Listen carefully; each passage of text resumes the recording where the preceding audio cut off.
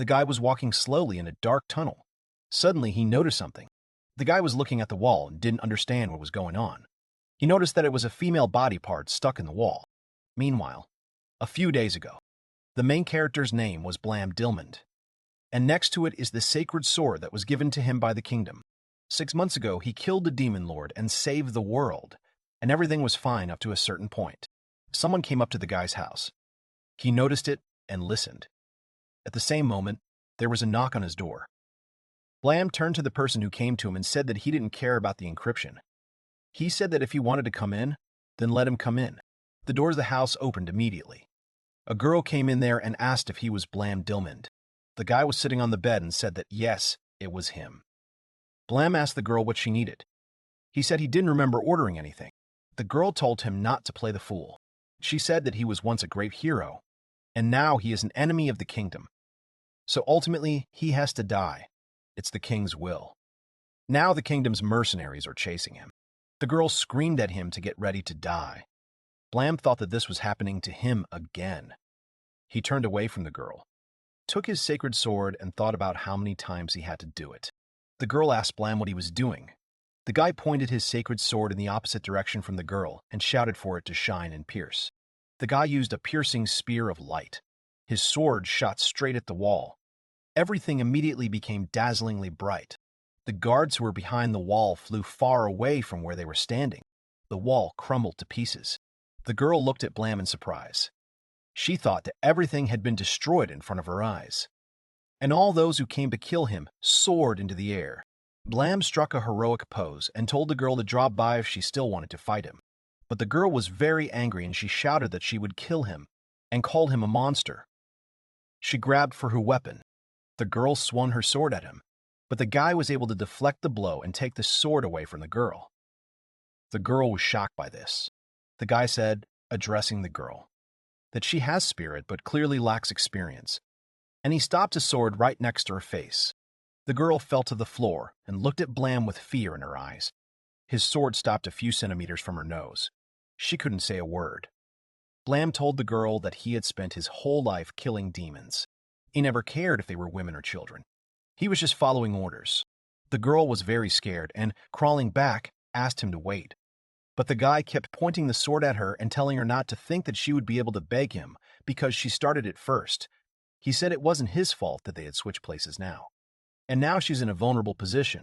The girl was shaking all over with fear and looked at Blam. The guy asked her if she was a knight, the one who climbed the stairs and became an elite mercenary.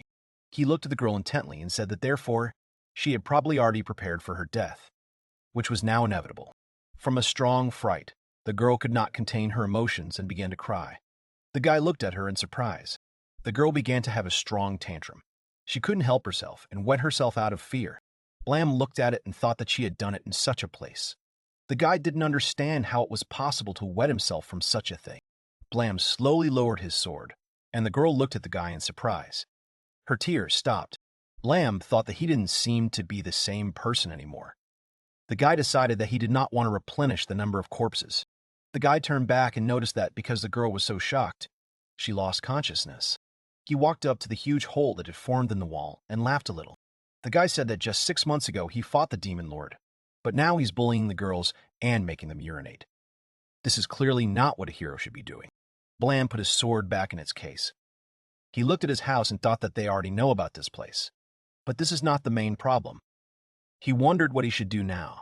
He said that since the king had given an order against him, they would not rest while he was in the kingdom. He thought that maybe he should banish himself from there. But no, he said that having the status of a hero, he is involved in politics everywhere. Blam thought that he did not believe at all that he could be called a hero, because it was more like a joke. This status only brings problems. After all, he's not that different from the demon lord. Blam decided that since he couldn't stay there, he would have to leave the continent. His only sure choice is to head to the port. The guy thought about it and said it was too difficult. He thought it would be quite difficult, so Blam needed to come up with other safe places. He presented a map of the division of the continent. The guy thought that they were not there. It was a place far from the continent. But then he realized something and stopped the endless stream of thoughts. Blam remembered that the place where the demon lord was hiding was an underground labyrinth. Blam said that the only place where someone like him could be at peace was the place created by the demon lord.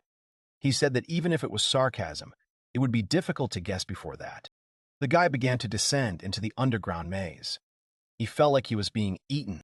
He raised his head up and said that if this dungeon was a demon, then he would be an idiot who jumped right into its mouth himself. He said that he had thought about it when he first came there. He kept looking up and thinking. Blam said that because back then, he wasn't alone. Viola, Noah, and Al were with him. Blam smiled, but not for long. The guy thought that he was conquering this dungeon with the help of his friends. Even though it's been years since that moment, this maze is full of tramps and demons trying to kill him, and if he is not careful, he may get lost or die there. Blam descended from the great staircase down into the dungeon. At this time, a man began to watch him. This man in the black hood thought he was a hero. He smiled and laughed softly. He said that he was waiting for his arrival. This man asked the girl standing behind him if she was sure that this was him. The man addressed her by the name of Irene. The girl replied to him, calling him master, that it was definitely him. Meanwhile, Blam went down to the 5th underground floor. He was walking through the corridors of the dungeon, and at this time, his holy sword was being sanctified. This sword can be used as a torch. He went to the wall and saw something. Blam was surprised and did not understand what was happening. He saw female body parts sticking out of the wall. Blam stared intently at the stranded girl. After a while, he turned his head and thought that apart from those two guys, there were no signs of hostile demons at all. There were a lot of little bugs. He wondered what had happened to the other monsters and other vagabonds. The guy was wondering what was going on there. Blam said it was the demon lord's dungeon, or he had come to the wrong place. Suddenly, Blam heard footsteps behind him. Blam turned around and wondered who was standing behind him. The maid of the previous demon appeared behind him. The girl asked the guy if he was Blam Dilmond. The guy assumed it was a demon. Blam can't figure out what this ex-lord's maid is doing on the lower floors. Blam turned to the girl stuck in the wall and thought, what's more, who owns this body part stuck in the wall? Blam thought that maybe it was an adventurer who was looking for minerals in the wall. Magic minerals are expensive magic crystals. He thought that he had never seen such traps before. The guy became very interested in which maniac invented it. Blam looked at the monsters around him and wondered what was wrong with them. The victim is right in front of them, and they don't even think about attacking. In the labyrinth of the demon lord, he expects to see clearly, not such monsters. The guy was confused that the demon appears on the 5th floor, and besides, she knows his name. He couldn't figure out what was going on there at all. Blam thought, okay, he'll see if he can get her to talk. The guy spread his hands and said that yes, it was him. The girl looked down. He said he was Blam Dilmond. Suddenly his face changed. He was looking at the shy girl. Blam watched her act. The girl raised her eyes and looked at the guy. She said it looked like he was done thinking. She said it just looked like it was going to take a long time, and she decided to take a nap. Blam fell into a stupor for a while. He said it was great then. Blam asked the girl who she was. The girl made a serious face and lifted her skirt. She asked that even if he asks who she is, how can you not notice who she is by her clothes? Blam asked the girl that she was a maid. The girl was slightly embarrassed. Blam thought she didn't seem to like it at all. The girl said that, first of all, she would introduce herself. She said her name was Irene. Blam held up a sword in front of him and said that Irene was a wonderful name. He asked the girl what she wanted from him. He said it's not every day you see a demon in a maid costume in the dungeon, and he still hadn't forgotten that she knew his name from somewhere. The girl was silent for a while. She said her master told her his name and he ordered her to find the guy. Blam thought about it. He thought she was starting to talk about the gentleman. He thought that the only one that came to mind was the demon lord. But he realized that this was impossible. He was sure that he had killed him. Irene leaned over to the guy, showing her breasts, and said that he was thinking about something again. She said it was useless to do that. The girl asked the guy to be honest and stop giving her problems. Irene gave him her hand and told him that sometimes you just need to relax and go with the flow. Blam looked at Irene questioningly. The girl said that she would take him to her master with the help of teleportation magic. They will go to the 20th floor. The girl asked if he wanted to go by himself or if he would go with her. Blam thought about the girl's words and her behavior. The guy sheathed his sword and thought it looked like he could trust her. The girl asked the guy if he was going with her. The guy told her that if she didn't mind, he would really like to hear a story about her master. Irene looked into Blam's eyes and said that she did not know the answer to this question. The guy replied to her that he understood. He said he didn't understand how you could serve someone without even knowing who he was. Irene took the guy's hands and plunged into herself. The girl looked down and said that then they could go. And she immediately used teleportation magic. Blam wondered how she could use teleportation magic without pronunciation. He thought it was one of the demon's abilities. Suddenly, all the magic around them stopped. Irene was very surprised and said that she couldn't teleport without casting a spell. Irene said it was strange for her because it was her special skill. The guy thought, "That's what's the matter." Blam suggested that she try to use more magic power. Perhaps because of him, it is difficult for her to teleport them. The girl thought about it. Blam said that he has a high magic resistance due to his ability, and the girl sighed heavily. She closed her eyes and tried to do as Blam suggested, and suddenly she started to do it. She said it was true. The girl suggested that she could continue. She used teleportation magic again. Everything became very bright. But after a moment, Blam was in another place. He looked back and looked ahead questioningly. The guy thought it was the same throne. He realized that this was the place where he and the demon lord had fought. The guy looked ahead for a while, but then he heard Irene's voice, who turned to her master. He turned around and saw a man in a black robe. Blam wondered who he was. Irene turned to her master and said that she had brought Blam. The man thanked her in response.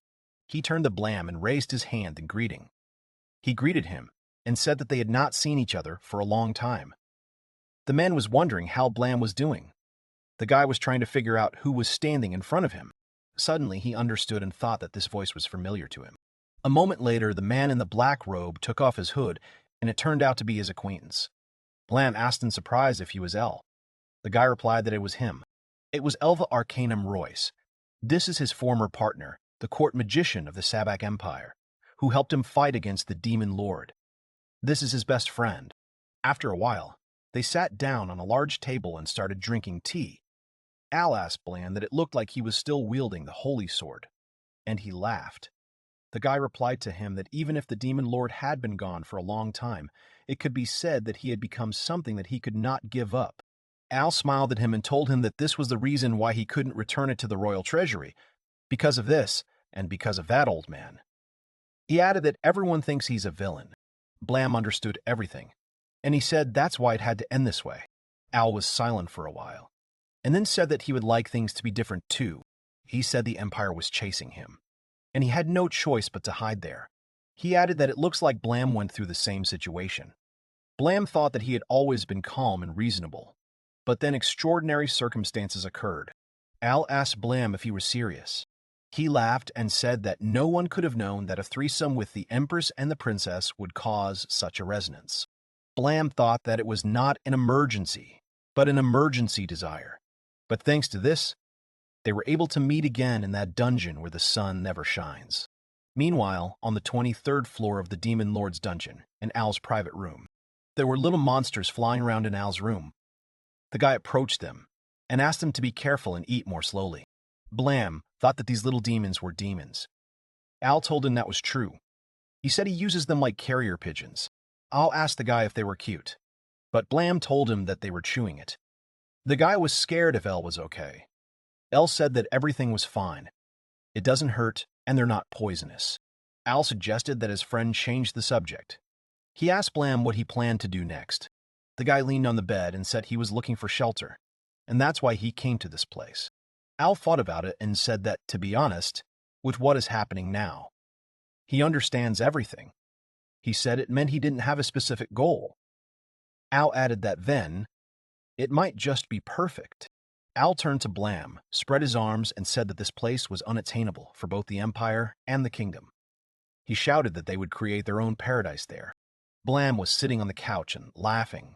He said it would be nice. Suddenly, Al turned off his emotions and looked at the guy. He turned to him again and said that he was being completely serious. And Blam also looked seriously into his eyes. Al leaned over to the guy, and they exchanged serious glances for a long time. Blam asked the guy if it was possible. Al smiled back at him. He walked away from Blam, and said that they had a lot to do to achieve a result. He said they wouldn't have to worry about monsters and traps, as they were recovering on their own. He also added that the main problem lies elsewhere. The guy said that he thinks it's better for him to just show everything clearly. The guys came up to the throne. They went behind it, and there was a long staircase down. Ale and Blam climbed down from it, and suddenly, there was something huge in front of them. Blam asked Al what it was. The guy told him that it was the main energy furnace. In other words, this is the heart of the dungeon. He said that the magical overpasses that carry magic all over the continent begin there. This tool collects all the magical power that the continent creates, compresses and stores it there. Al said that it gives magical energy to power the entire dungeon, including monsters and traps. This is really the heart of a dungeon. Blam turned to Al and said that, in short, he was going to build everything with this thing, and Al replied that it was. He said that when he first got there, the dungeon was a ruin. But when he used the power of the dungeon's heart, it began to rebuild the upper floors. He also tweaked it a bit to suit his own needs. Blam remembered the naked girl stuck in the wall and thought that now he understood. This guy has no boundaries. Al continued and said that the demon lord also used him to get his power. Blam said that now it became clear where she came from. Al told him that they could use him that way too. But he said they have a problem. Al said that in his current state they would not be able to use him. Now magic is so concentrated that it has become a liquid and its purity is too great to use. Because of this, the magic of the demons on the continent increased, and the demon lord controlled it with his special abilities. Al seeing that fortunately, over time, he would be able to learn this skill. Blam thought that this ability was created by the demon lord. Suddenly, Irene came in and said that only one person could learn this ability. She stood in front of the guys, and the girl said that it was her, the former servant of the demon lord. Blam was very surprised by this.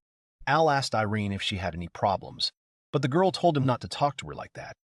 The girl said that she had told him that this room was outside since it was the heart of the dungeon, but this is a special place for them. Al replied that it was open. Blam thought about the fact that this girl was a servant of the demon lord. Irene said he should stop being a bore. She said she had no hostile motives. She was just a slave then. She said she was actually grateful that they killed him. Irene said that a weak creature like her would never be able to harm them. Blam asked why the girl said she was weak. He said that when he met her, he didn't notice her presence at first. He said he only noticed her when she got close. Irene replied that anyone could do that. You just need to deftly control the magic of teleports.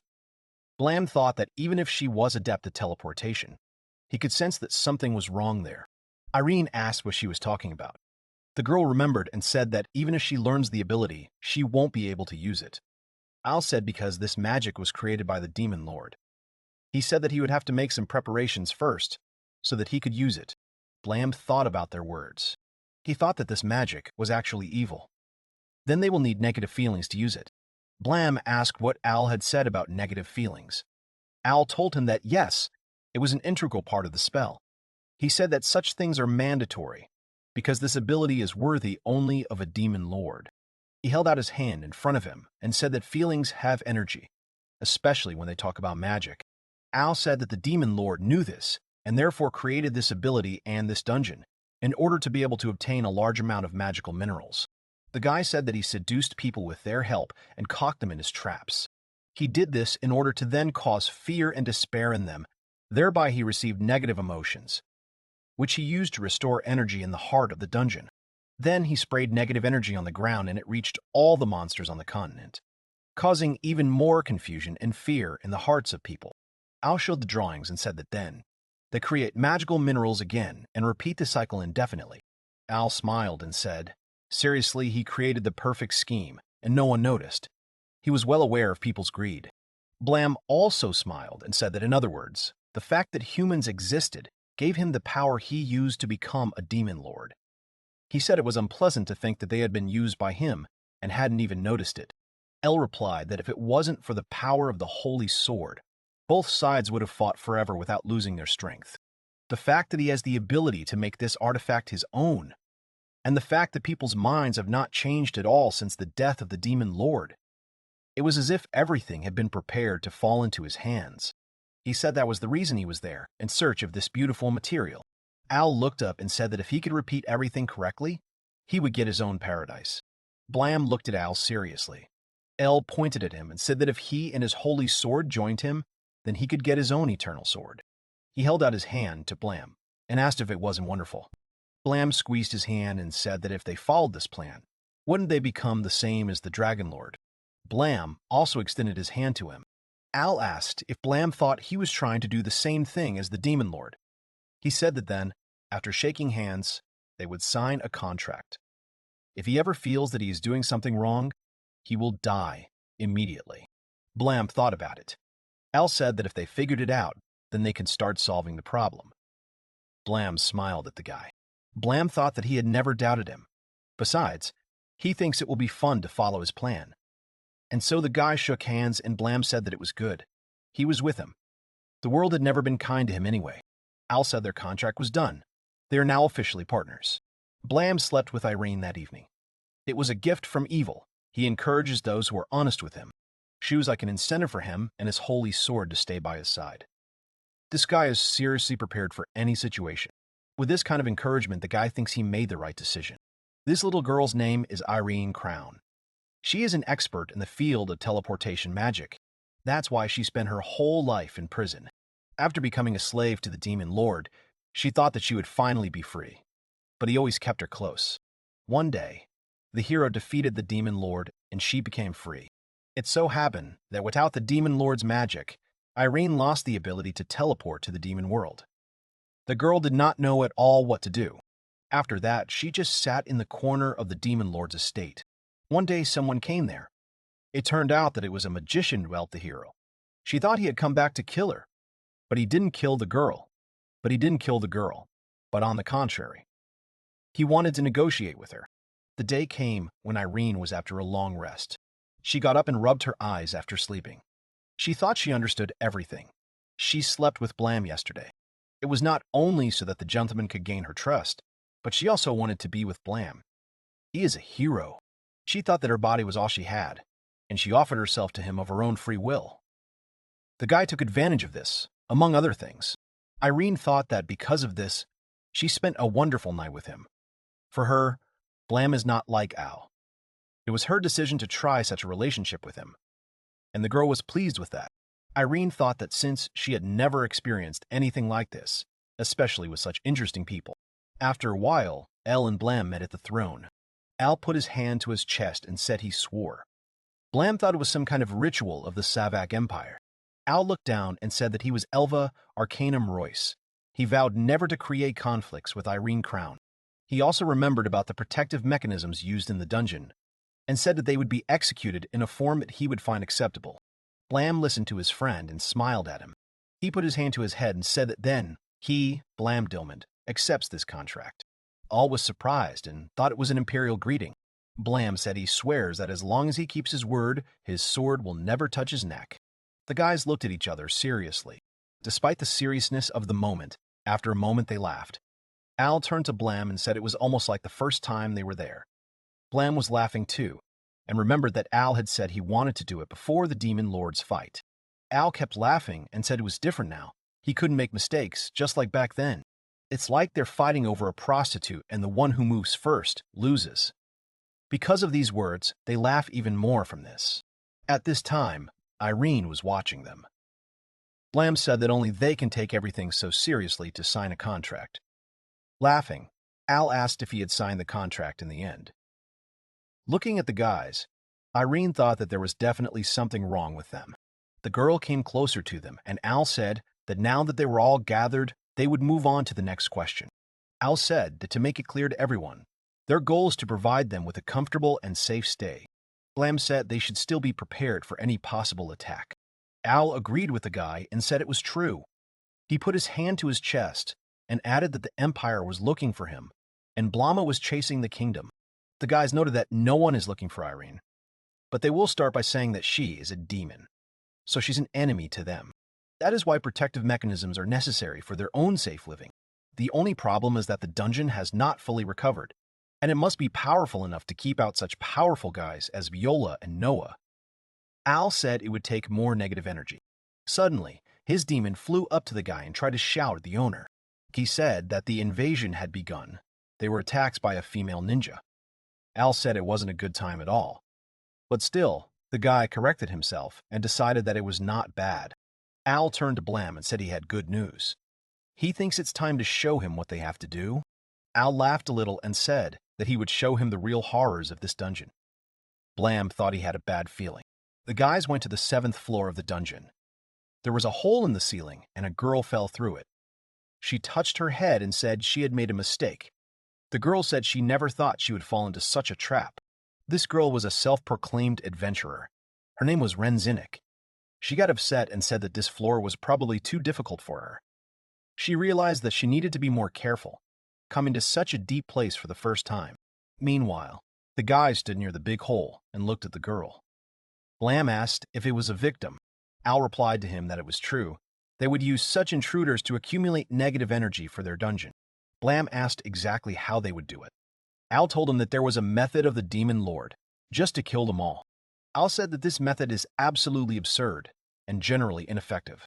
It was for this reason that he chose another strategy. For example, this cool fighting slug. Blam asked the guy what he was saying about the slug strategy.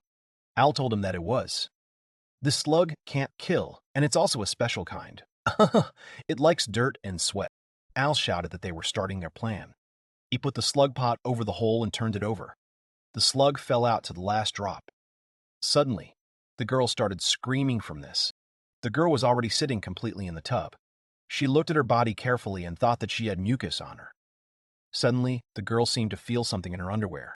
She immediately asked why he was getting under her clothes. The girl begged the slug to stop. Al looked into the hole and said she was trying so hard to get to the 7th floor. He thinks she hasn't broken a sweat in that time. Al smiled and said they'd leave her alone for now. The guy turned to Irene and asked her if she could cook something for tea. The girl replied that she would cook, of course. Meanwhile, the slug continued to make its way to the girl under her clothes, and she modestly asked him not to climb there. Blam turned to Al and asked him if this would definitely help to accumulate negative energy. The guy told him that it would certainly help. He said that shame and humiliation are also negative feelings. In addition, it is more effective since they are caused regularly. He said the most important thing was to make her heart give up. He said that the process of corruption will give even more energy. The more debauchery, the more energy they will get.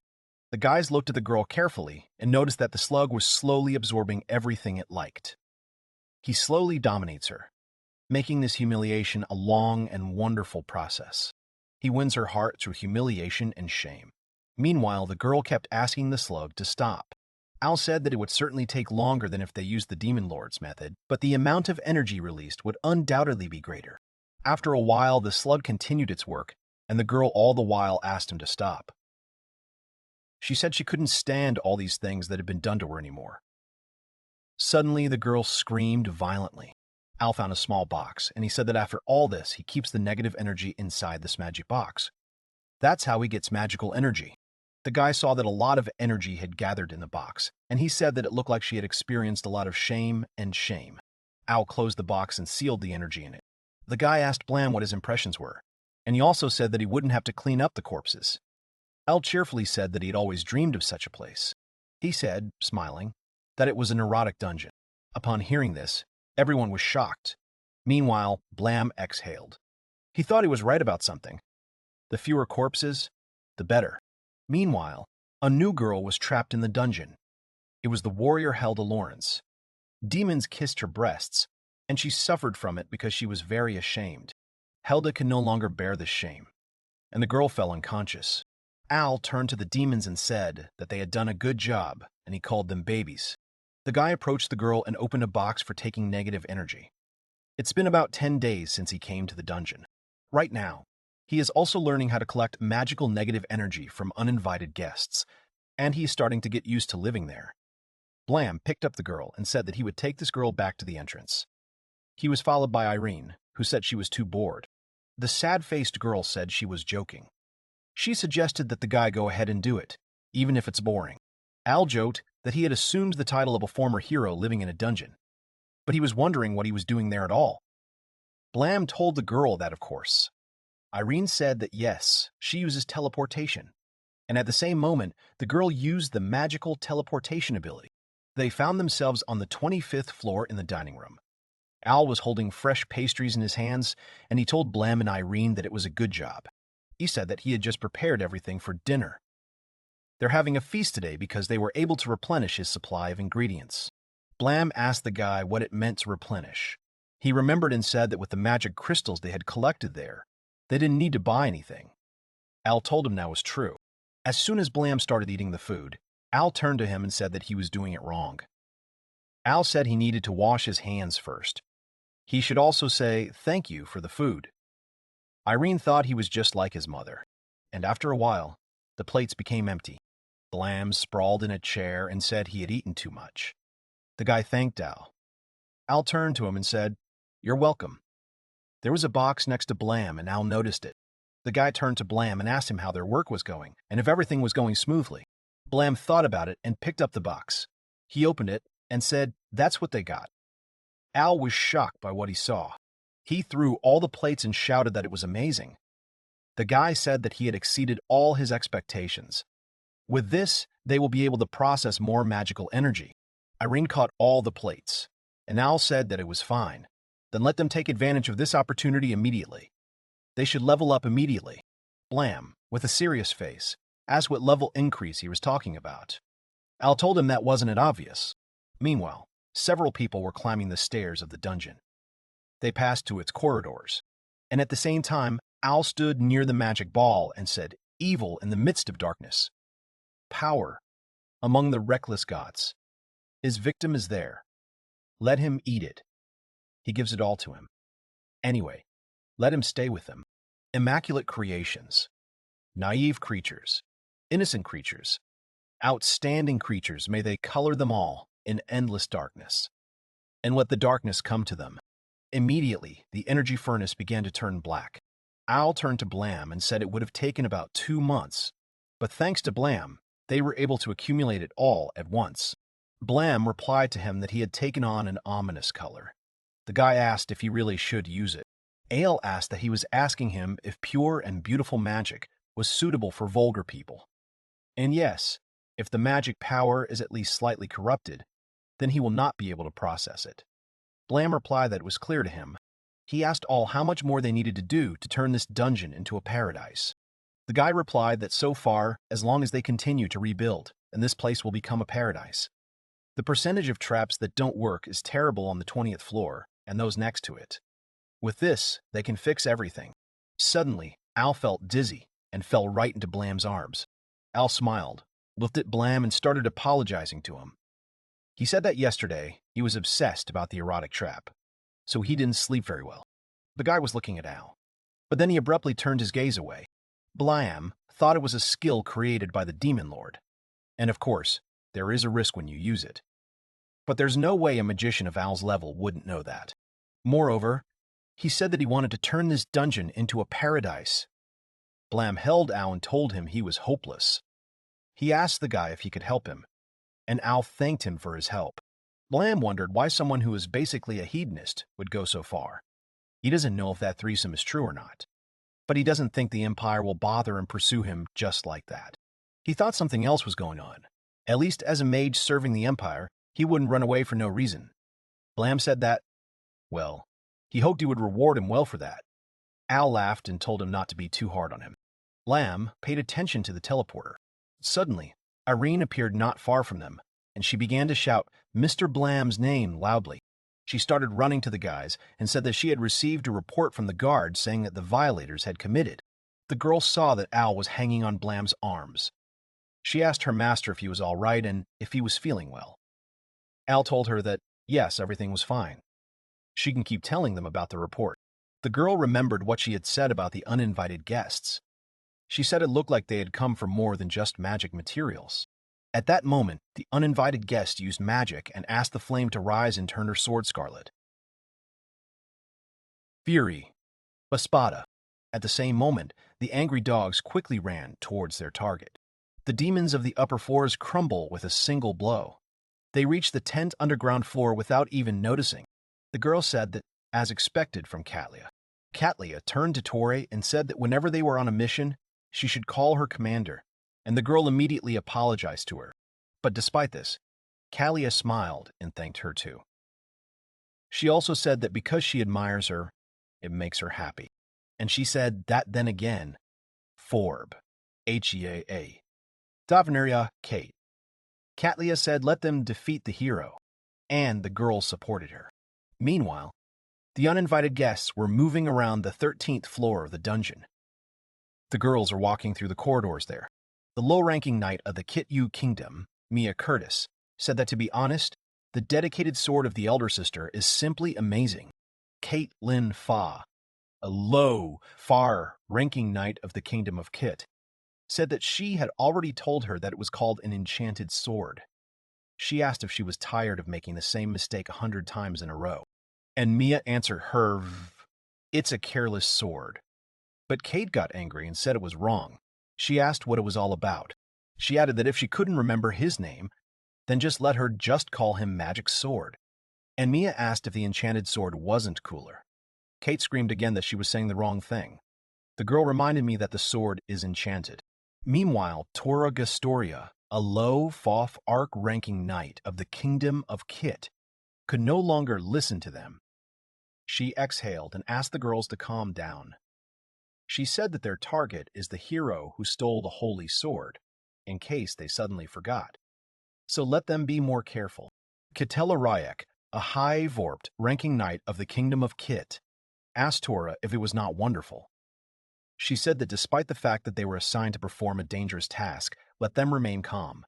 She asked if that wasn't encouraging. Kitelia. And Tora told her what they should do. She first addressed her as an older sister, but then corrected herself and said, "Cuck, Commander." Katlia immediately asked that she was ignoring her authority. But Tora immediately said no. And then another girl was running behind the girls with big bags. It was Frederica Parm, a knight of unknown rank of the Kingdom of Kit. Katlia said she was falling behind. She said that she was highly ranked.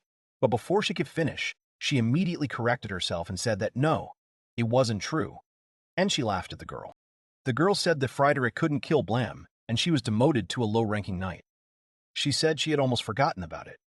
The girl repeated again, Frederick is a low Frederick ranking knight.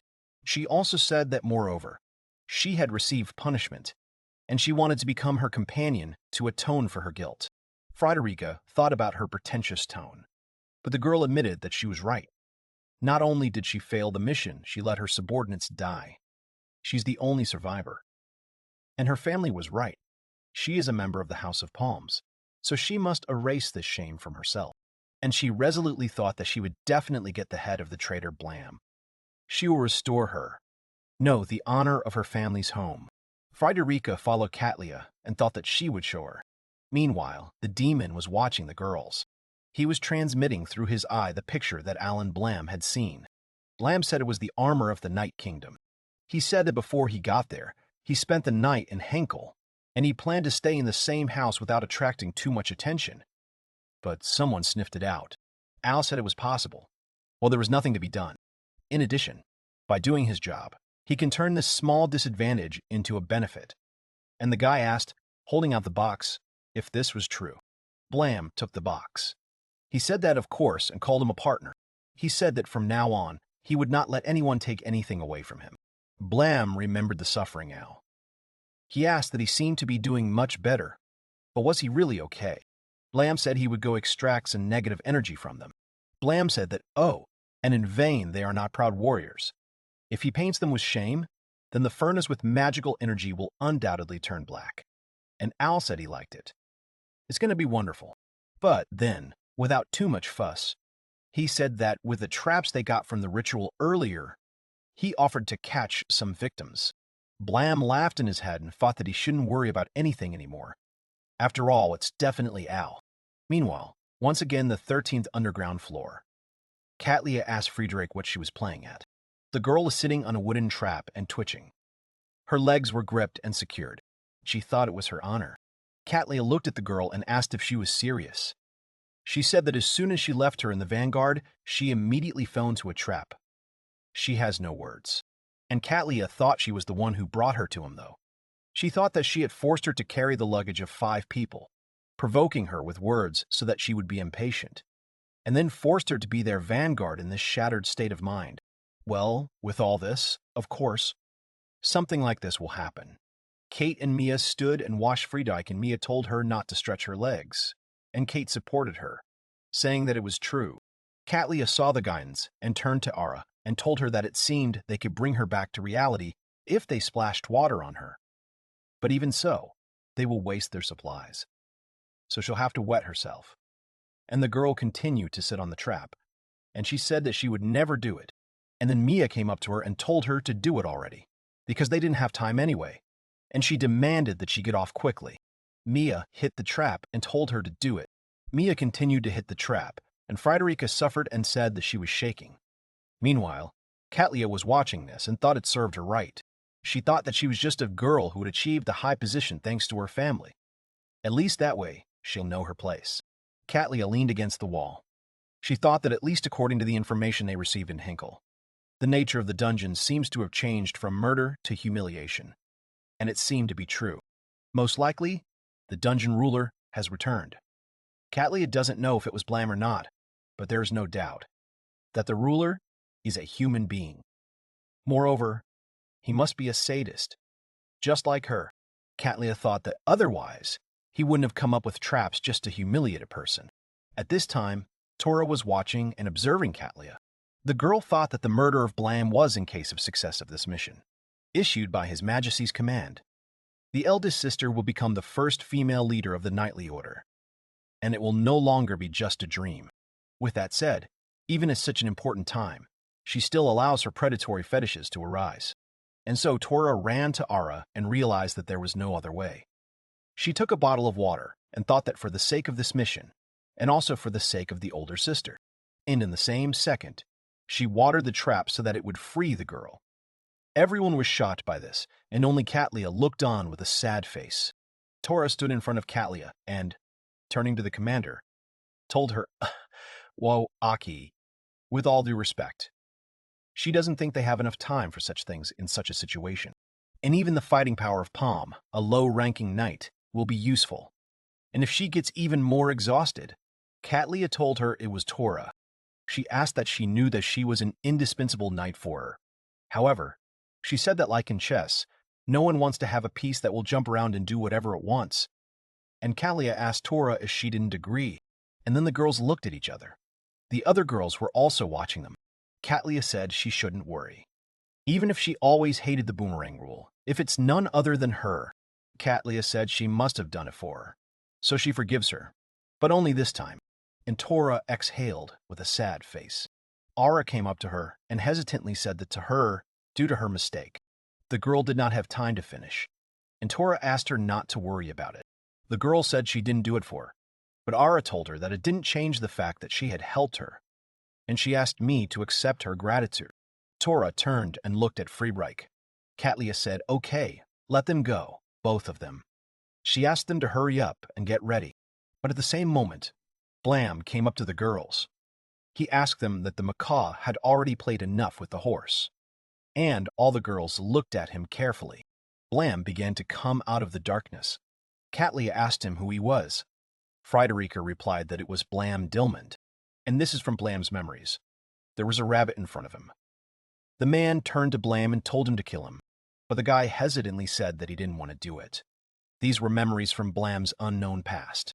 The man said that if he didn't kill him, they would kill all his friends at the shelter. The men asked Blam that he didn't want this to happen. Blam got angry. He swung his sword and thought, good. And he thought he needed to keep going. Because he's a hero tool. It was a plan to create a hero. With the help of the Holy Sword, boys are chosen in the kingdom of Kit to break their humanity and turn them into killing machines such as heroes. Among all the created heroes is Blam Dilmond. The girl thought she would put it aside. They are not in the best situation right now.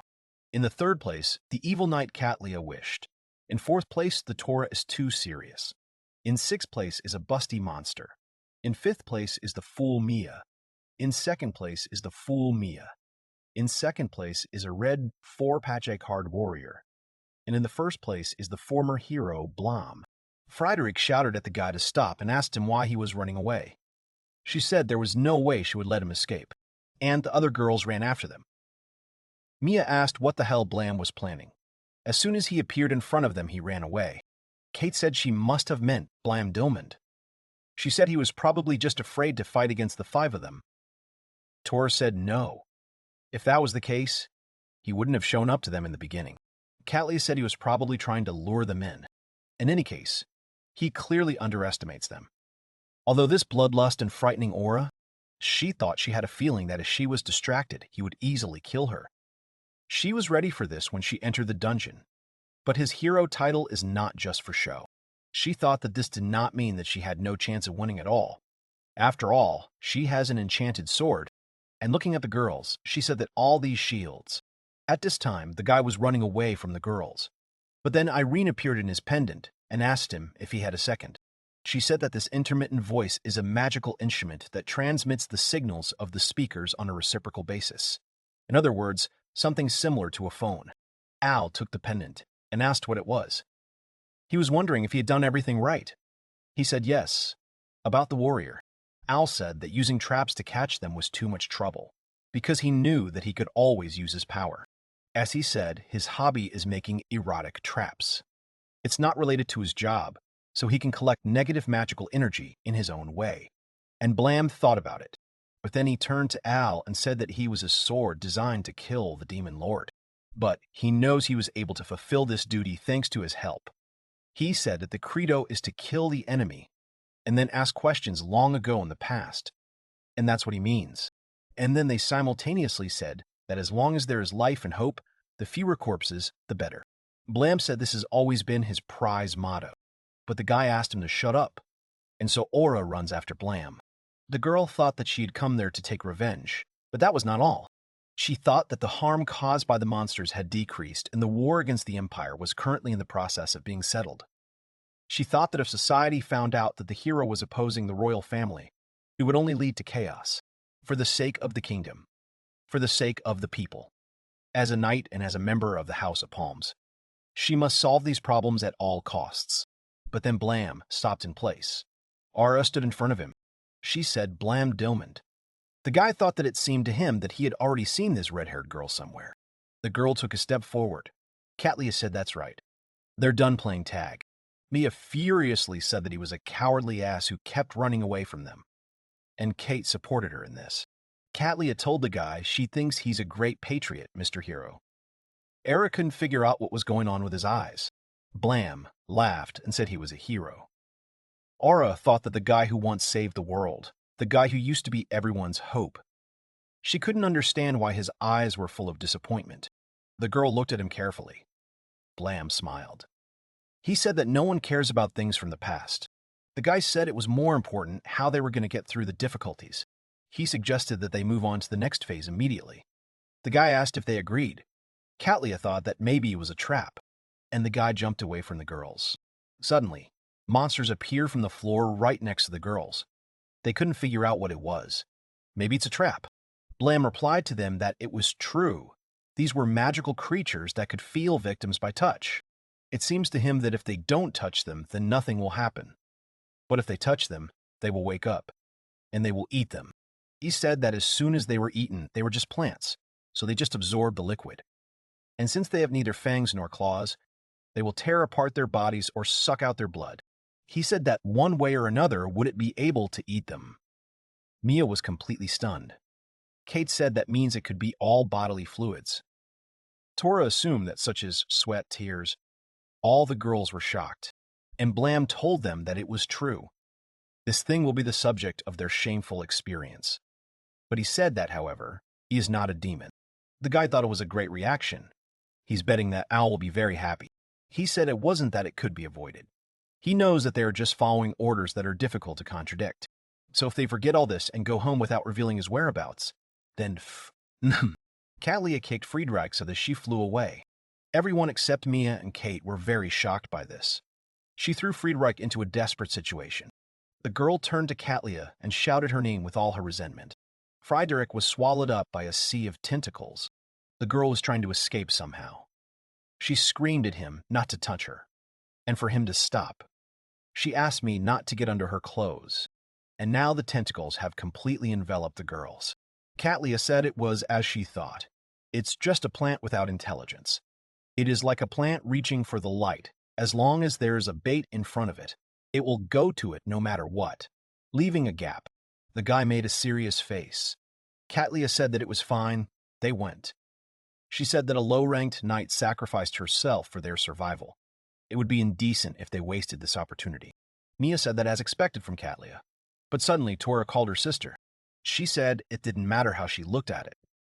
Katlia turned to Tori and said that she needed to look at things sensibly. I had no choice but to get into trouble with a low-ranking knight or go through and defeat Blam Dilmond. Katlia asked which of these she thought was more important to them. Tora hesitantly began to answer. The girl clenched her fists and apologized to the low-ranked knight and said that they would rescue her as soon as they completed their mission. Katlia thought that now might be the time to take care of Tora too. Well, she probably won't survive the battle against Blam Dilmond.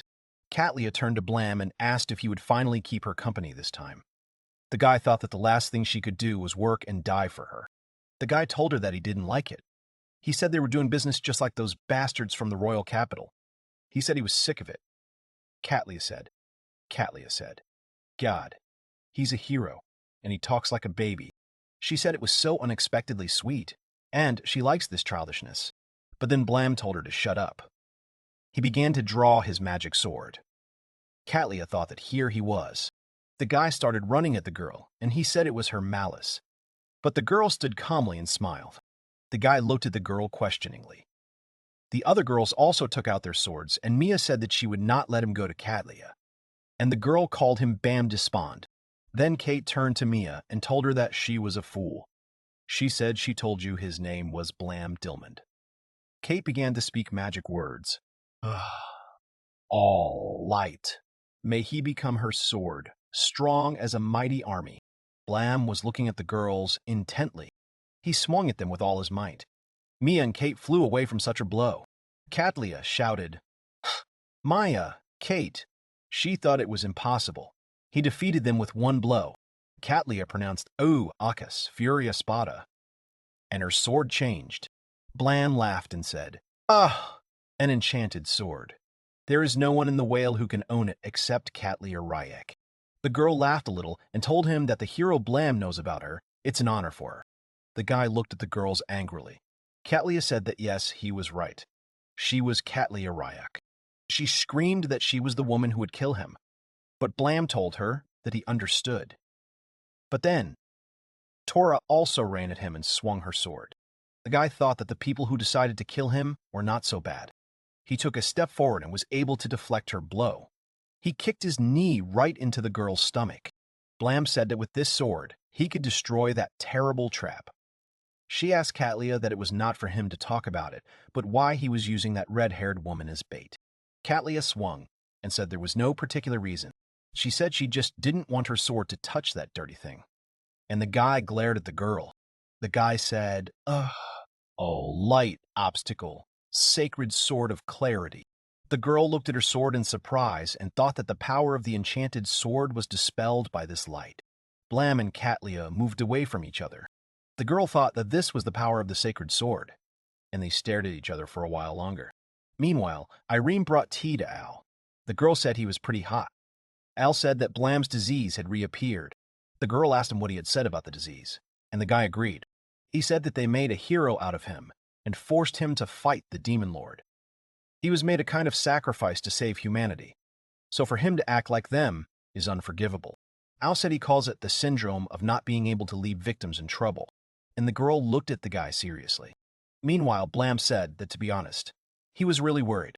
He said that it would be illogical to be angry at her, while she sympathizes with him. He was one of the people who made her like this.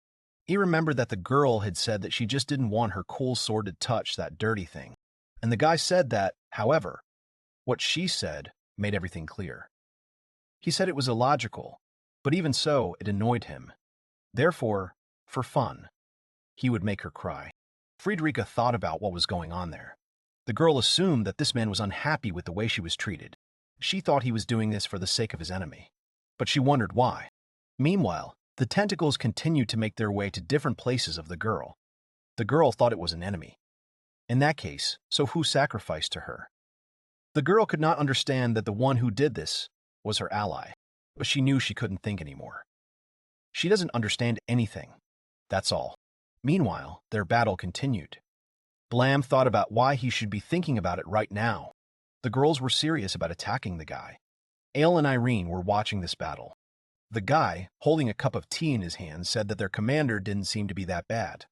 Even though there were 2 against 1, it's pretty impressive how long they resisted against Blam. And Al put the cup of tea on the saucer. Irene said that wasn't it because Blam was holding back from killing them. Al replied to her that yes, of course, that too. But perhaps the sword is also involved in this. He said that as she already knows, Blam has an ability, magic resistance. This means that his resistance to magic is simply incredible. He said that respectively, magic attacks, healing magic, and of course, teleportation magic. All magical effects for him are reduced by half. But this ability only works on the outside of his body, and it doesn't work inside him. There is no magic resistance inside. Irene thought about it. The guy said that it means that a sword enchanted with lightning magic, if it pierces the body with a dissecting or penetrating blow. Even for Blam, it would be a mortal wound. The girl was very upset by this. Al held the sheets of drawings in his hands and said that was why he was careful with counterattacks. And he doesn't try to mindlessly attack, because he realized that she is stronger than the previous ones. Al was watching the battle. He looked at Katlia carefully. The guy thought that besides that, she was really smart, and attacks only when he can use subordination as a shield. Most likely, she keeps this girl as her pawn, which she can get rid of at any time. In other words, she is a victim. And that must be infuriating for someone. Blam immediately said, "Ugh. Light, ugh, inch." If an explosive spear of light. Blam thought he wouldn't get in. He uses this blow as a feint. The girls were slightly afraid of this blow, and the guy decided that he would start over, and so they look at each other. At the same time, Katlia looks out from behind Tori. The guy thought that the more time passes, the more he hates her.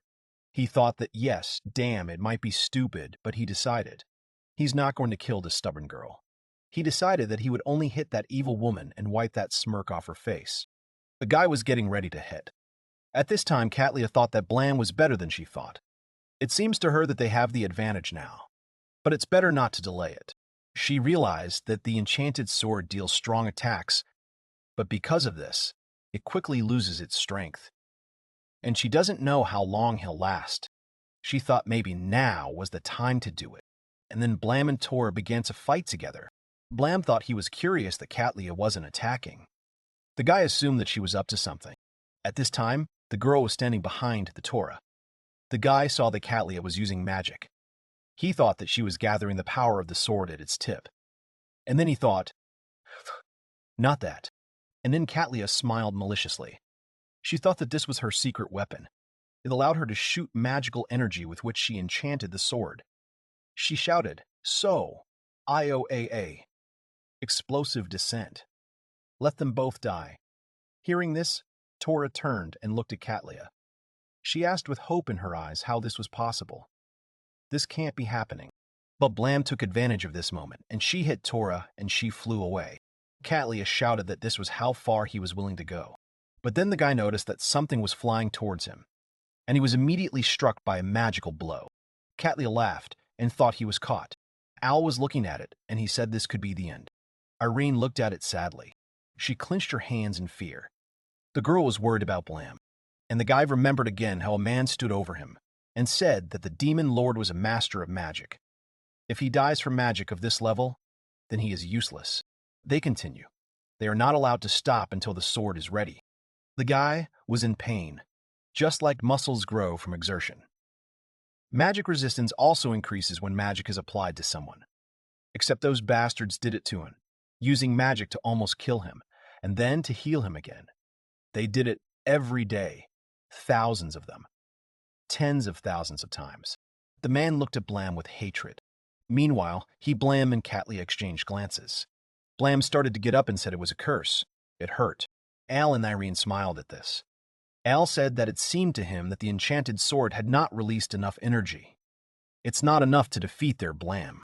Katlia looked at the guy and couldn't believe her eyes. She said it couldn't be. There was enough energy there to instantly kill even a tiger. The guy laughed and said that he might be weaker than a tiger, but he was able to defeat the demon lord. And now that she's used up all her energy, and then the guy pinned her against the wall, he thought that now she would no longer be able to defend against Blam's attacks. It seems that Katlia has finally been pushed against the wall. The consequences of fighting with female knights. It was hard for Irene and the demon oh, aches, imp, and they sat on the floor and said that it was calm. Calm. Irene thought that Blam had gone to help the victim because you can't leave the victims alone, and Frederick said she couldn't get out of the tentacles. It is also a mandatory punishment to collect negative magical energy. In this case, you can leave it to the magic leeches. Magic leeches are also known as suckling worms. They survive by feeding on mammalian mother's milk. They attach themselves to the victim's chest and give her pleasure by sucking milk. And so Tora, Mia, and Kate were hanging naked on the wall, and leeches were hanging on their breasts. Katlia couldn't understand why these worms felt so good, and Mia turned to Kate and asked her to do something about it. But Kate answered her, asking her not to ask for anything impossible. She said there was nothing she could do. After that, Kate blacked out. Irene was watching the girls. And then she looked down the long corridor, and she became interested. What's going on there? Blam was standing in front of Frederica, who was sitting naked on the floor in front of him. He thought that since the tentacles had evaporated, it meant they had finished feeding. So in other words, that's what happened. The task has failed. Blam looked at the girl and thought that she understood. She was sitting on the floor completely depressed. It seemed to him that he knew her from somewhere. She's one of those female knights. Blam thought that even after going through all this, she had come back for him. It's pretty bold. But then Al turned to him and he asked Blam if he could hear him. Al apologized to the guy for interrupting. But he asked me not to forget to extract negative magic from it. And then Blam looked at his pendant. He remembered the box of negative magic. Blam asked if she would be okay if he started removing her when she was like this. He said she would be a nuisance to him if she died. But Al told him not to worry. The guy said that, as he said, negative energy is created in the process of changing emotions in a negative direction. But the process itself does not change her heart and mind. In other words, he said that energy harvesting would not affect either one or the other. But then a black mist appeared around the girl. The guys were carefully watching what was happening. And then Blam shouted that something huge was coming out of her. And Al told him yes. He said it was the first time he had seen such an amount of energy coming out of one person. Al said that actually, this amount of energy is bad. The fact that so much energy has gone out of her suggests that the protection of her mind has been greatly weakened. He thinks her heart is breaking. Al noted that her heart was probably made for something. Blam was looking at the girl intently, and then he imagined himself sitting on the floor instead of her. But at that moment, Blam turned to Ada and he asked to tell him that this girl... But Al interrupted him and said he probably thought he couldn't leave her because she was being used as a victim. And Blam thought, yes, to the point. He got very angry, but he soon relaxed. Blam spread his hands and said that, okay, he would admit it. The guy said he knows he doesn't like all this stuff with victims, sacrifices, and heroes, and he has personal reasons for that. Al smiled and said what to add to this list of heroes. That's all he is. The guy said that, well, since he's honest, he thinks they'll figure something out. Blam looked seriously ahead and asked what they could do in such a situation. Al told him that they would take a look. He thinks it's best to make sure she can rely on someone. Thus, her heart will receive some support. He said that he could say a few nice words to her so that she would feel better and start relying on him. So let him go and seduce her. Blam wondered if he was going to seduce her. Blam said that as far as he was concerned, it was disgusting. But he said it sounded like he was going to brainwash her. Al told him he was talking dirty, and he said he seemed to be blushing. But Blam replied that it was not a compliment. He asked him to be faster. Al told him that he knew how the victims felt, so it was a no-brainer for him. And Blam wondered what he thought too, that he was brainwashing her. Meanwhile, Blam approached Friederike. She sat huddled up and stared at the floor. And then the guy threw a jacket over the girl. Frederica looked at the guy. She asked uncertainly that he was a Blam Dilmond. But the guy said he wanted to help her. He immediately remembered his situation, when he also wanted someone to help him. Friederika asked why he wanted to help her. She said he was her enemy. Because of this, the girl did not understand Blam. But the guy replied to her that this was not due to the facts that he was an enemy or a friend. He said that this woman, Katlia Ryak, she put her through all this, and he won't forgive her for that. And Blam remembered a situation again, when he wanted someone who could stand up to them. And then the girl timidly replied that Katlia. But she stopped talking.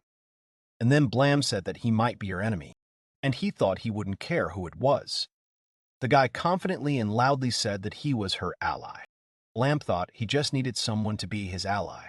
The girl looked at the guy in surprise, and Blam smiled at her. But Frederick thought about what he was saying. The girl assumed that everything happened because of him. Is he an ally? He set all these traps, and now for some reason he wants to help her. He betrayed the royal family, and because they failed to kill him, she cannot forgive Katlia. And then the girl remembered and thought that it was true, why he hadn't killed her that very time. She thought he was angry at her before, and then she understood. She smiled and said he was kind to her. Blam thought, God, it looks like he's managed to keep her out of danger so far. But it's not his at all. It's worse than Katlia's magic. Blam asked the girl what her name was. He asked that she didn't tell him her name, if she remembered. And the girl hesitantly said that her name was Friederike. Blam said it was a cool name. The girl asked him if it was true, but then he thought of Palm's name. The guy assumed that he had heard that name somewhere before. The man who turned him into a hero killing machine. The man who almost burned him to death, leaving him half dead. The man who tried to kill his family. A man for whom his hatred is incredibly strong. And then he got angry and said that maybe she was related to Van Cleef Palm. And the girl replied to him that yes, Van Cleef Palm, this is her father. Blam couldn't believe his ears. The Palm family is a sword that protects the kingdom. They are the most prestigious aristocrats of China, and their head is Van Cleef Palm. Blam was very angry. But then his head hurt very badly and he grabbed it. Friederike was scared of this, and she asked the guy if he was okay. The guy replied to her that yes, he was fine. He apologized to her and asked her to turn away until he calmed down. And the girl said that it was fine now. He was looking at her with evil eyes, and he thought he was going to kill her. The family that made him worthless. No matter how many of them he kills, it will always be not enough for him. She is his blood, his successor. This woman, he's going to kill her. Blam swung his sword at her and thought that he would kill her. But then Al asked him if he really wanted to do it, and Blam stopped. He began to tremble and listen to Al. He told Blam that of course he was also aware of the Palm family and their connection to it. Therefore, if he kills her for his relief, then he won't blame him. No one can blame you. And Blam asked Al that he didn't want it himself. The guy asked if he was right. Blam lowered his sword. He sat down and began to think. Looking at the girl, he thought that it was right if he did this to her. The guy stopped his train of thought and told him to get ready. He thought that corruption is not inherited. For example, even though she belongs to the Palm family, she's just an idiot who couldn't kill him. If death was just an expression of his anger, then she wasn't to blame. And Al thought that was good. How troublesome and kind-hearted he is. After that, they left the tortures intended for Katlia and the others to Friedrich. Irene said that she thinks that if she has some kind of goal, it will help them to restore her heart faster. Al thought that if they were punished by the one they used, it would be much more effective. Blam thought that he was 100% sure that this was the true reason. Meanwhile, Kate saw on the wall. She was scared when she saw Friedrich. She said she didn't understand why she was with him. Mia called her a bitch too. She asked her to move and help them, and called her a creature again. She said she didn't know what she was planning, but she believed she had betrayed them. And then the girl looked at Katlia. Katlia asked what it meant. She became the mistress of this square-headed man. She said the two of them fit together. Friederike replied that it seemed that someone had betrayed her first, and if she didn't have these disposable subordinates, then her face would still be so proud. And then Katlia said that, look, the girl is baring her teeth. But the leeches continued to cling to his chest. Friederike stood and watched her, and she smiled, and Katlia lost consciousness. She went up to Katlia and told her that yes, she liked her grimaces. She said that it was good. Since she had done so much, she would thank her for it. Frederica looked at Katlia, and she said she seemed to really like this worm. Frederica said that if she remembers correctly, when they feel a bulge, they stick to it. Information about magical leeches, they will release the victim if you press on their stomach. And Frederic took one leech. But Katlia is still out cold.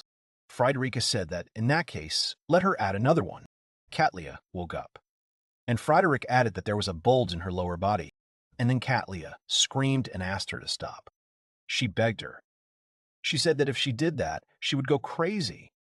The girl asked her to stop. She begged her. Katlia immediately apologized to everyone. But at the same moment, Friedrich attached one of the leeches to the lower part of Katlia's body. Thus, Friedrich. She continued to punish these three girls. She went up to Kate and also punished her the way she wanted, until their hearts were broken. The girls tried to cope with their feelings, but they couldn't do it. They were writhing in handcuffs attached to the wall, and a huge amount of negative magic. It was squeezed out of them to the last drop, filling the box. And it seems that this trio of female knights have been punished to the very limit. The first underground level of the dungeon, near the entrance. And then the monster saw the exhausted girls. But suddenly someone's footsteps were heard along the corridor. It was Blam, and she was holding one of the girls. Blam said that carrying people back and forth is quite a tedious task. Irene asked that even he sometimes whines about something like that.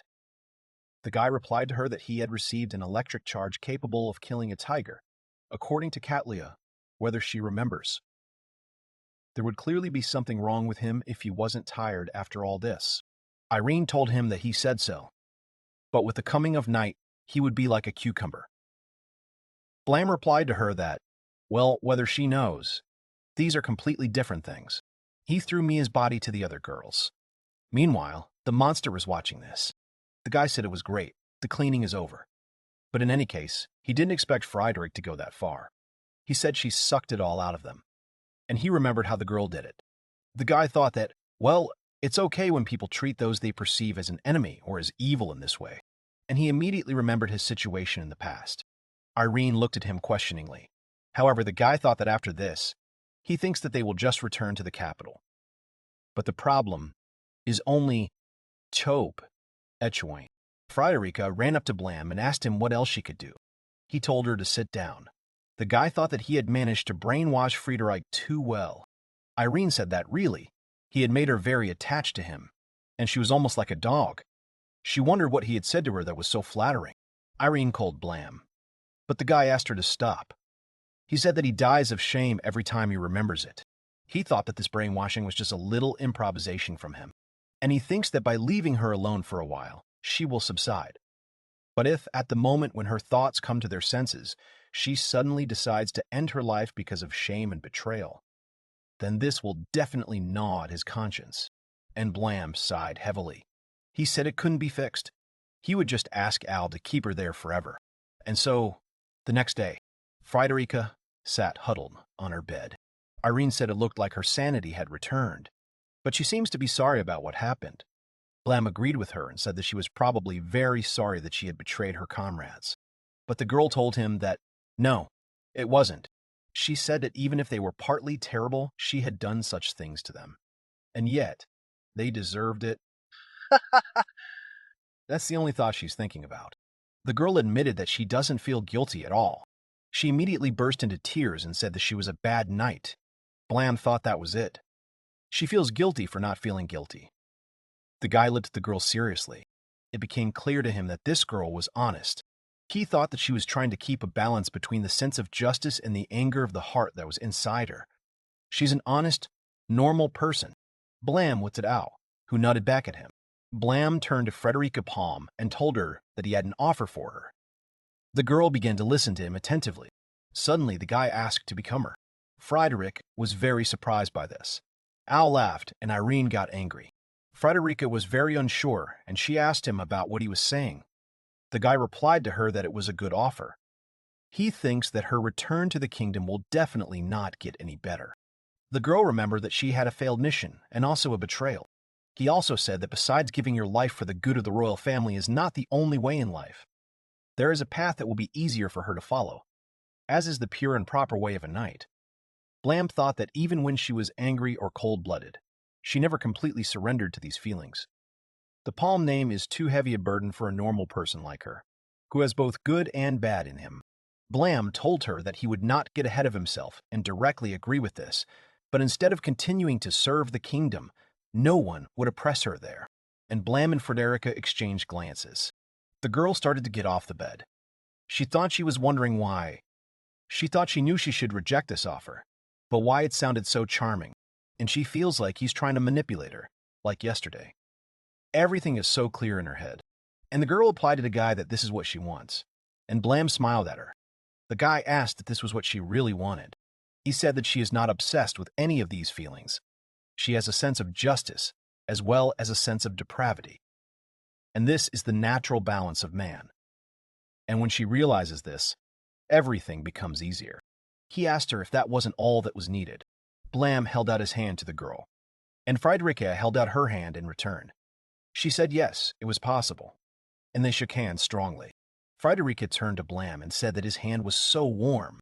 The guy was surprised by this. Irene and Al also had a little laugh, and Blam blushed slightly. And so, after a while, Blam and Al were walking down a long corridor. Blam was looking at his hand and examining it. He thought it was warm then. He didn't do anything wrong. He just held out his hand, and that was it. He thought that to himself, burdened with the burden of the holy sword, conquering the demonic sword and thereby exceeding his maximum, who he was before he met Al. At the same moment, Al turned to Blam. The guy turned his head towards him. Al said that whatever the reason for her rescue, he still managed to make her smile. It's not bad at all. Al said that besides, it's inherent in everyone, a soft part of them that they can't ignore, even if they don't like it. Al said that's why worrying about it would be a waste of calories, and Blam smiled at him. The guy thought it didn't suit him at all. Meanwhile, what does Irene feel? She remembered how the girls were hanging on the wall and she was sitting in front of them. She sighed heavily and said that Blam was in no hurry. She was sad about it, but then she saw him in the distance.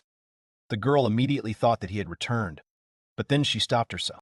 She thought she looked like she had been waiting for him diligently. Their relationship is still in the phase of her indifferent devotion to him, and so Irene went up to Blam and asked that he had already returned. She thought, this is it? Yeah. She should act like she's a little annoyed, as usual. Friederike was following the guy and holding his t-shirt. Irene woke up. She blinked her eyes to wake up faster. Good morning. She is the younger demon, Irene. Some time passed after the incident with Katlia. They continued to live as if nothing had happened, collecting negative energy from the invaders, falling into traps, and restoring the power of the dungeon every day. The only thing that has changed is that Friedreich joined their group. Irene decided that she could look at the guy right now.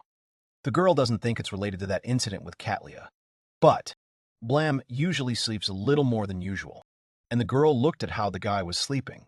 She thought that Blam, who was constantly being attacked by assassins, could not sleep peacefully. Even after he got there, the girl thought that he said that they were both in their best interests and what they're doing, but she thinks he's tired of all these attempts to kill him. But then something grabbed her. The girl turned back to look. Blam woke up and took the girl's hand. He smiled at her, and she smiled back at him.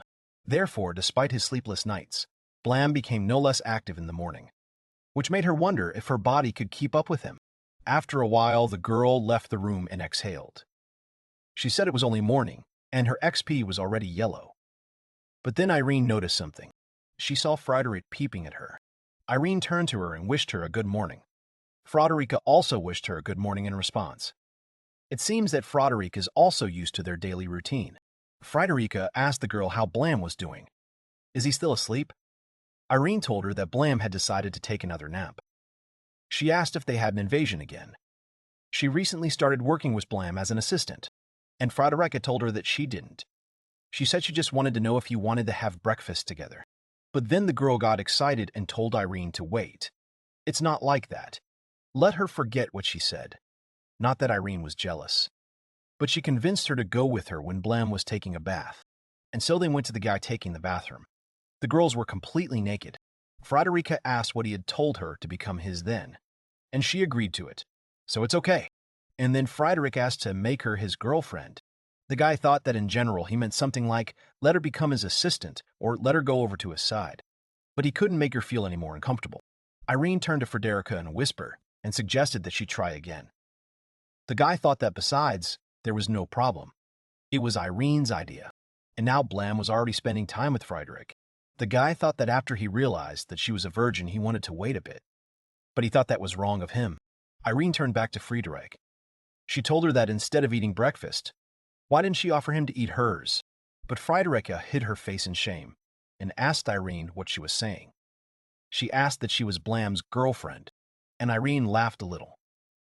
Frederica blushed and looked at the girl. She asked Irene to answer the question that she had thought about it before, but while she was trying to get her to do it with him, she asked if she was his girlfriend. So wouldn't she like all the other girls to stay away from him? Does she want to keep it just for herself? Irene thought about it and said that she would not be able to become his partner with such a mindset. The girl admitted that now she alone is no longer enough. And so she thought about how she could lighten her burden. She said she felt like her body wouldn't be able to take it anymore soon. Besides, she owns only half of Blam Dilmond.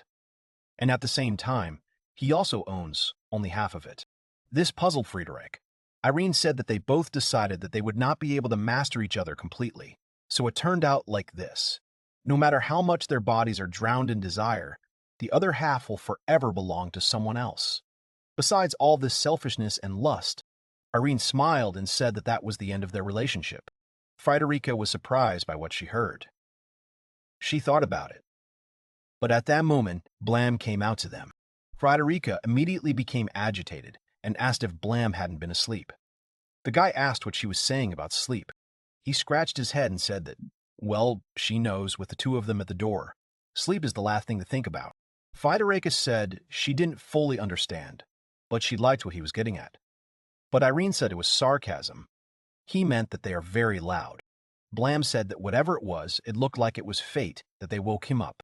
But then suddenly, they saw that a demon was flying towards them. He was screaming, a victim, woman. Blam said that what kind of victims at such an early hour. But the demon said it was on the 8th floor. Blam took his sword and said that it looked like you would have to work before breakfast.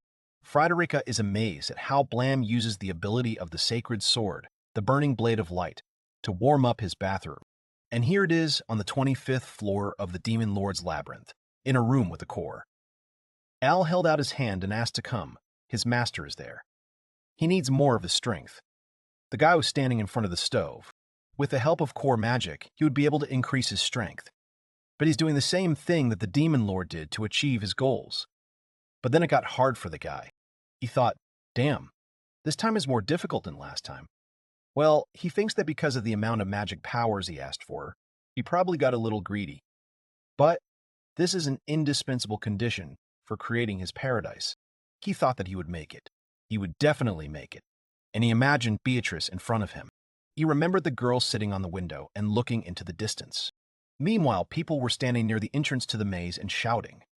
They were standing near the entrance to the Demon Lord's dungeon from the Empire side.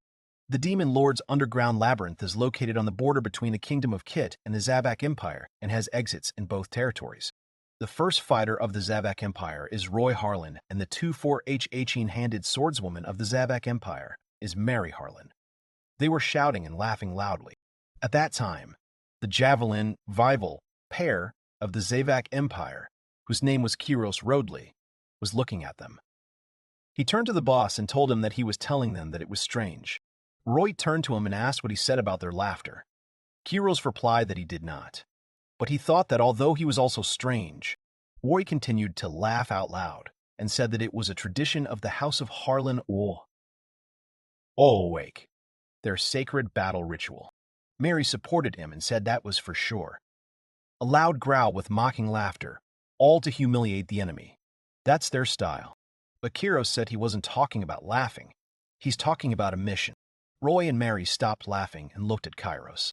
The guy said that according to the Imperial Court, the magician accused of treason is Elva Arcanul Royce. They reported that he was hiding there and they needed to kill him, and the fact that they don't need to capture him but kill him makes him wonder if something is wrong there. Kuro said that even though she was not a soldier, they definitely had to take Miss Nina with them. This is not a camping trip. and Nina looked at Kiros in surprise. She asked him what kind of naive speeches he was making. This guy defiled the third princess of the Zeva Empire, Miona. He deserves to die. Nina Deathrum is a magician of the Zavak Empire. Nina also got angry and said that her poor Miona, Arcanum Royce, she's going to kill him. Roy turned to Karos and told him that he understood what he was talking about. But this is an order from their lady, the second Empress Beatrice. Besides, Nina is an amazing magician from the House of Deathroom. There won't be any problems with her. Kairos said that he did not know that the House of Deathrooms is known for its magicians. Nina bravely said that she was right. She thought what an exclusion it was. She lost all composure because of her hatred of Arcanum Roy. She pointed to herself and said that she was Miona's best friend, Nina Deathrum. She said she turned 18 a couple of days ago, so she's an adult now, and she has the motivation and skills to take part in this mission. Kiro sat down next to her and asked her what she really was, 18 years old. He said that's how she turns out, a legal lowly, and that means she can say no problem if he offers something. But then Nina screamed at him to die and called him a pervert. Roy turned to Kairos. He told him that he knows that he reluctantly agreed to the mission, but since he already has experience descending into this dungeon, he is the only one he can ask for it. Kiro said it was great. Well, if they went that far, only for him to say it, and he turned to Boss Roy. Rose said he would be obliged to him. Mary thought it was that simple. It's too easy. A man in a black cloak and mask walked past Nina. This one was a bat knight in a mask. Roy turned to her and asked her if she was ready, and the girl nodded. Then Roy said that Harlan's squad was moving out, but then people thought he should shut up already. Now someone is worried about what awaits them there. At this time, the girl in the room was handling a sword. This is Miona Let Zavak. She is the third imperial princess of the Zavak Empire. Miona thought that the blade was very matte, and then she turned her head to the side. She saw an order on the table that had returned to the imperial capital. She thought it would be difficult to ignore them. And the girl looked up. She remembered Al telling her that if she came back for him, then let her do it faster. That night, the three of them, we met, and they fell in love with each other. They made love. Al said he would come for her before it was too late. And they made that promise to each other, like a faint ray of hope, which they had to cling to. Very weak. In his sleep, Al heard Irene's voice. The girl called him Mister. Al opened his eyes and asked what Irene was. She said he was finally awake. She's so happy. The guy was lying near the stove and he thought what he was doing. He saw that there was an energy furnace next to him. The guy clutched his head in pain. He remembered that he had blacked out after absorbing the magic power of the core. And now, when he thinks about it, Irene tried to stop him. He thought he needed to be careful that she didn't figure it out. Irene turned to the gentleman and said, "Okay, by the way." She asked if he had absorbed the magic power of the core into his body, and the girl looked at Al suspiciously. But the guy turned his gaze away from her and asked her what she was saying. But Irene said it was useless to pretend to be a fool. She said that after she noticed he had a strange amount of magical power, she immediately understood everything. And then the guy understood. He said that, after all, demons can sense other people's magic. Of course she would have guessed. But the girl just exhaled heavily and said that people like him are like that, fording a Mitch. She said that the demon lord had succeeded. Sharon to Zevius, and just because it was him, he knows. She spitefully said that he was an ordinary person and was trying to do the same thing. She asked him if he wanted to die. Al told her that she was pretty rude. The guy got to his feet and said he didn't think she had come there just to check on him. He asked if something had happened. The girl told him that they had guests. At this time, Roy was hitting the demons with all his might, and so did Mary. They fought with them. One of the demons called them bastards and said they were just ordinary people, but then a sword hit him in the head. It was Kairos.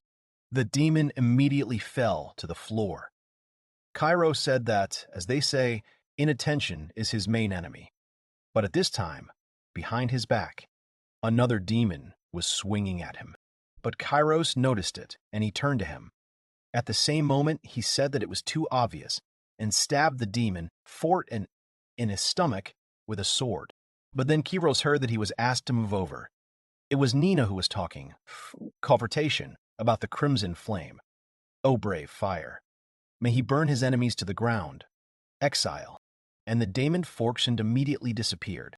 Kiros turned to Nina and said that it was a great job. The girl replied to him that, well, it was just nothing for an adult like her. But then she realized that it was too weird, but she thought that she would try for Miona's sake. At this time, Kiros thought that he didn't think it was worth worrying about the boss and the others. But what about the masked knight? The guy was remembering the correct name for Beth. At this time, Beth was standing surrounded by the corpses of demons. Meanwhile, Al said that relying on the report of the devil, they have 5 intruders. And they just destroyed an entire squad of orcs. He said they must be pretty strong. But he said, okay, then you would go with no. But Irene said no, he wouldn't go. She teleports him to his room. So he better get some rest. And Al was shocked by her words. He said he was in charge there. But the girl looked at him very angrily and suspiciously. And the guy said that it was okay and apologized to her. And so Irene used teleportation and sent Al to his room. He fell right into his bed. Irene landed nearby. Al asked her if she didn't think she was being a little rude to him.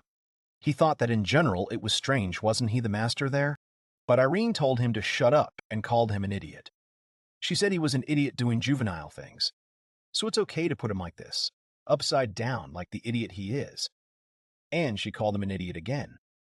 But Al just screamed and said it was pretty cruel.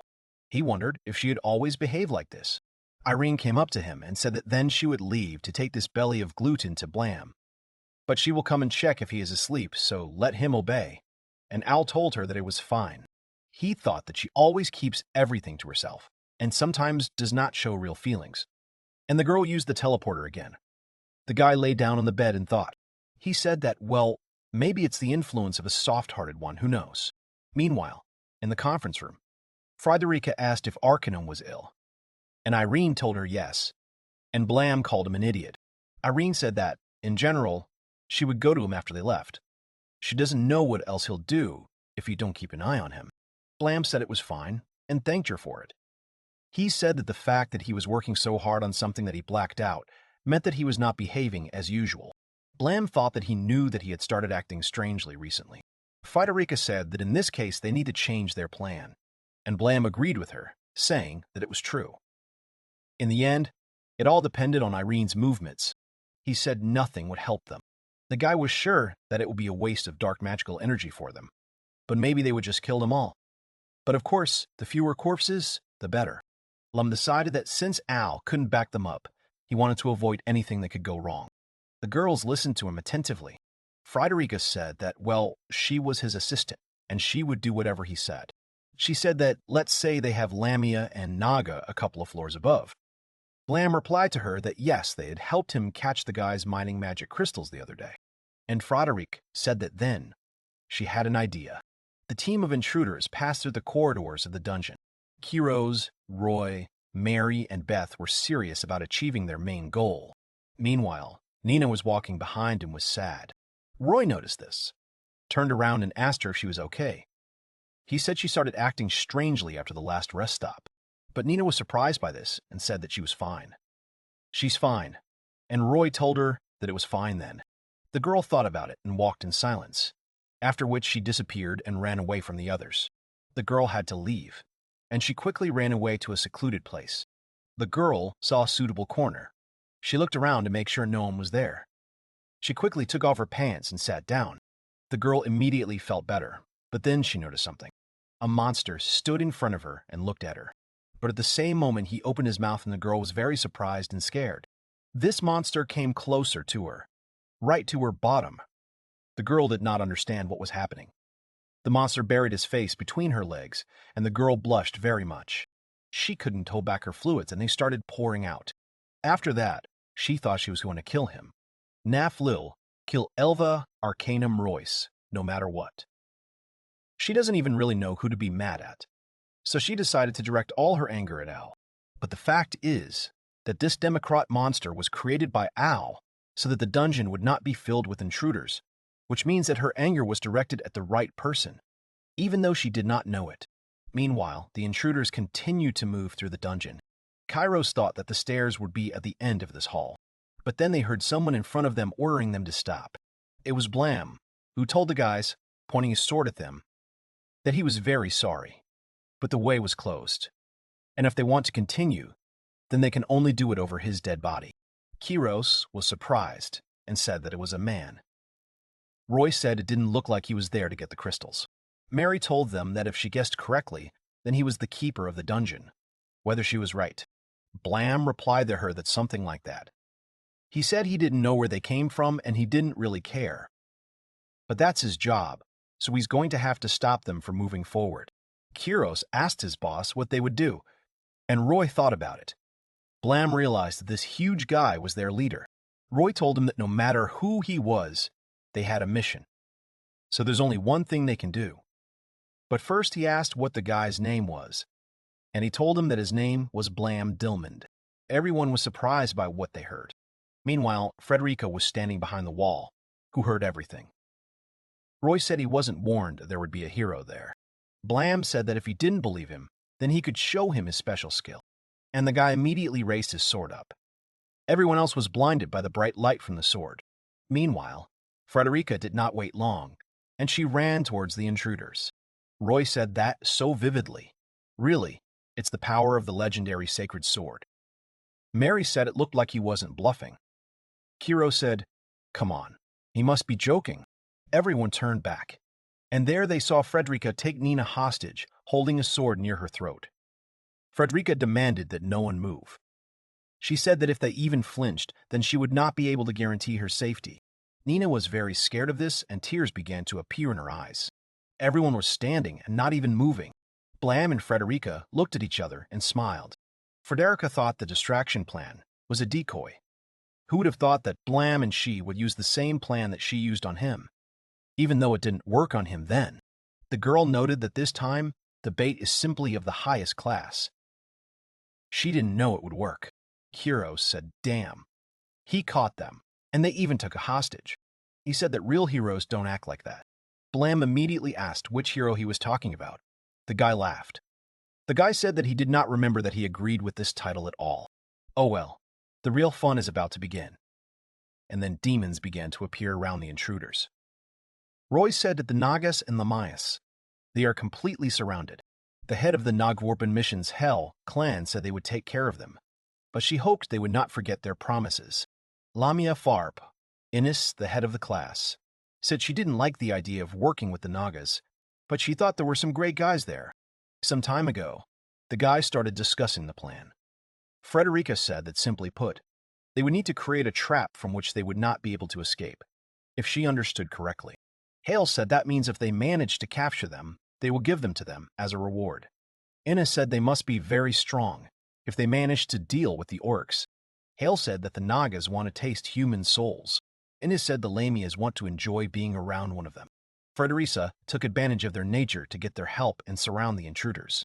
Frederica said, pushing Nina away from herself, that then she would leave them to them, and the girl fell right into Hale and the others' arms. The Nagas began to undress the girl and touch her in different parts. Nina, at the same time, asked them to stop. She screamed, why was this always happening to her? Blam asked the others that they understood the rules now. He said they would keep the losers to themselves and submit them to such punishment. He noticed that, by the way, they communicate even more harshly with men, because their favorite dish is men. So he asked the intruders what they would do now. He said that their opponent, as they have already said, is a hero. Do they know? He asked if the 4 of them would try to attack. Then, however, they will be attacked from behind. In general, he said that just to try to kill him, they would need at least 10 times as many people. And so the intruders continued to stand and think over their plan. Blam thought that so far everything had gone according to Frederica's plan. They surrounded them with Nagas and Lamias and captured their only magician. He thinks everything is going great, and yet help from monsters.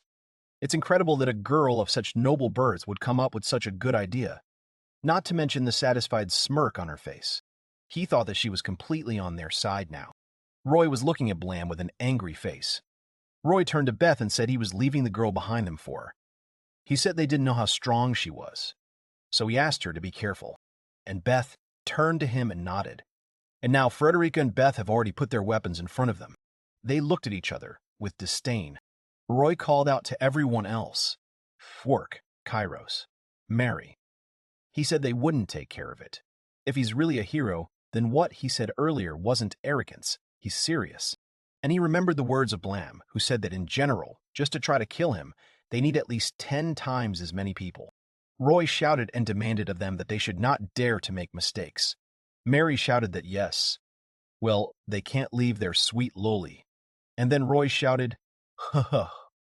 Exactly. He turned to the hero Blam and said that, although he was worth being afraid of, it was not enough for them to give up. After all, they are. And Mary supported him, saying, yes, we are. Kiros was shocked by their words. He thought they must be mocking him. He thought they were going to do it, despite the situation. And Mary and Roy started laughing very loudly. It was their Harlan-style battle ritual. Kiros stood nearby and was silent. Kiros turned and looked at Blam. Blam began to get very tense from this, and he did not understand what was happening in their dungeon. Kiros wondered what they had done. Let them look at the irritated face of the hero. He thought, damn it. They might die in a fight, but these two don't seem to care. But after a moment, Roy shouted, okay. He breaks into the fight. And Mary said she was breaking into the fight too. Kiros, seeing this, immediately ran after them and asked them to wait for him. He said, damn it, they're always messing around. And now we've decided to take the best part on ourselves. And now, the intruders are already fleeing to Blam. Roy swung his at the guy. Blam was very surprised by this. He thought they would fight with their fists.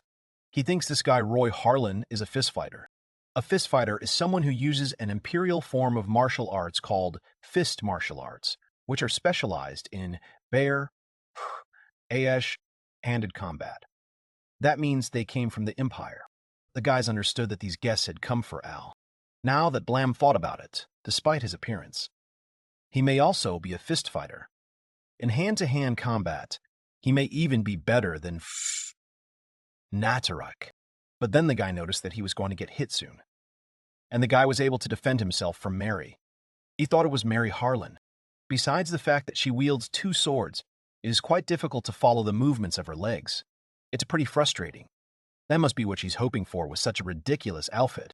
Roy struck again. Blam looked at Kiros. He thought he was a spearman.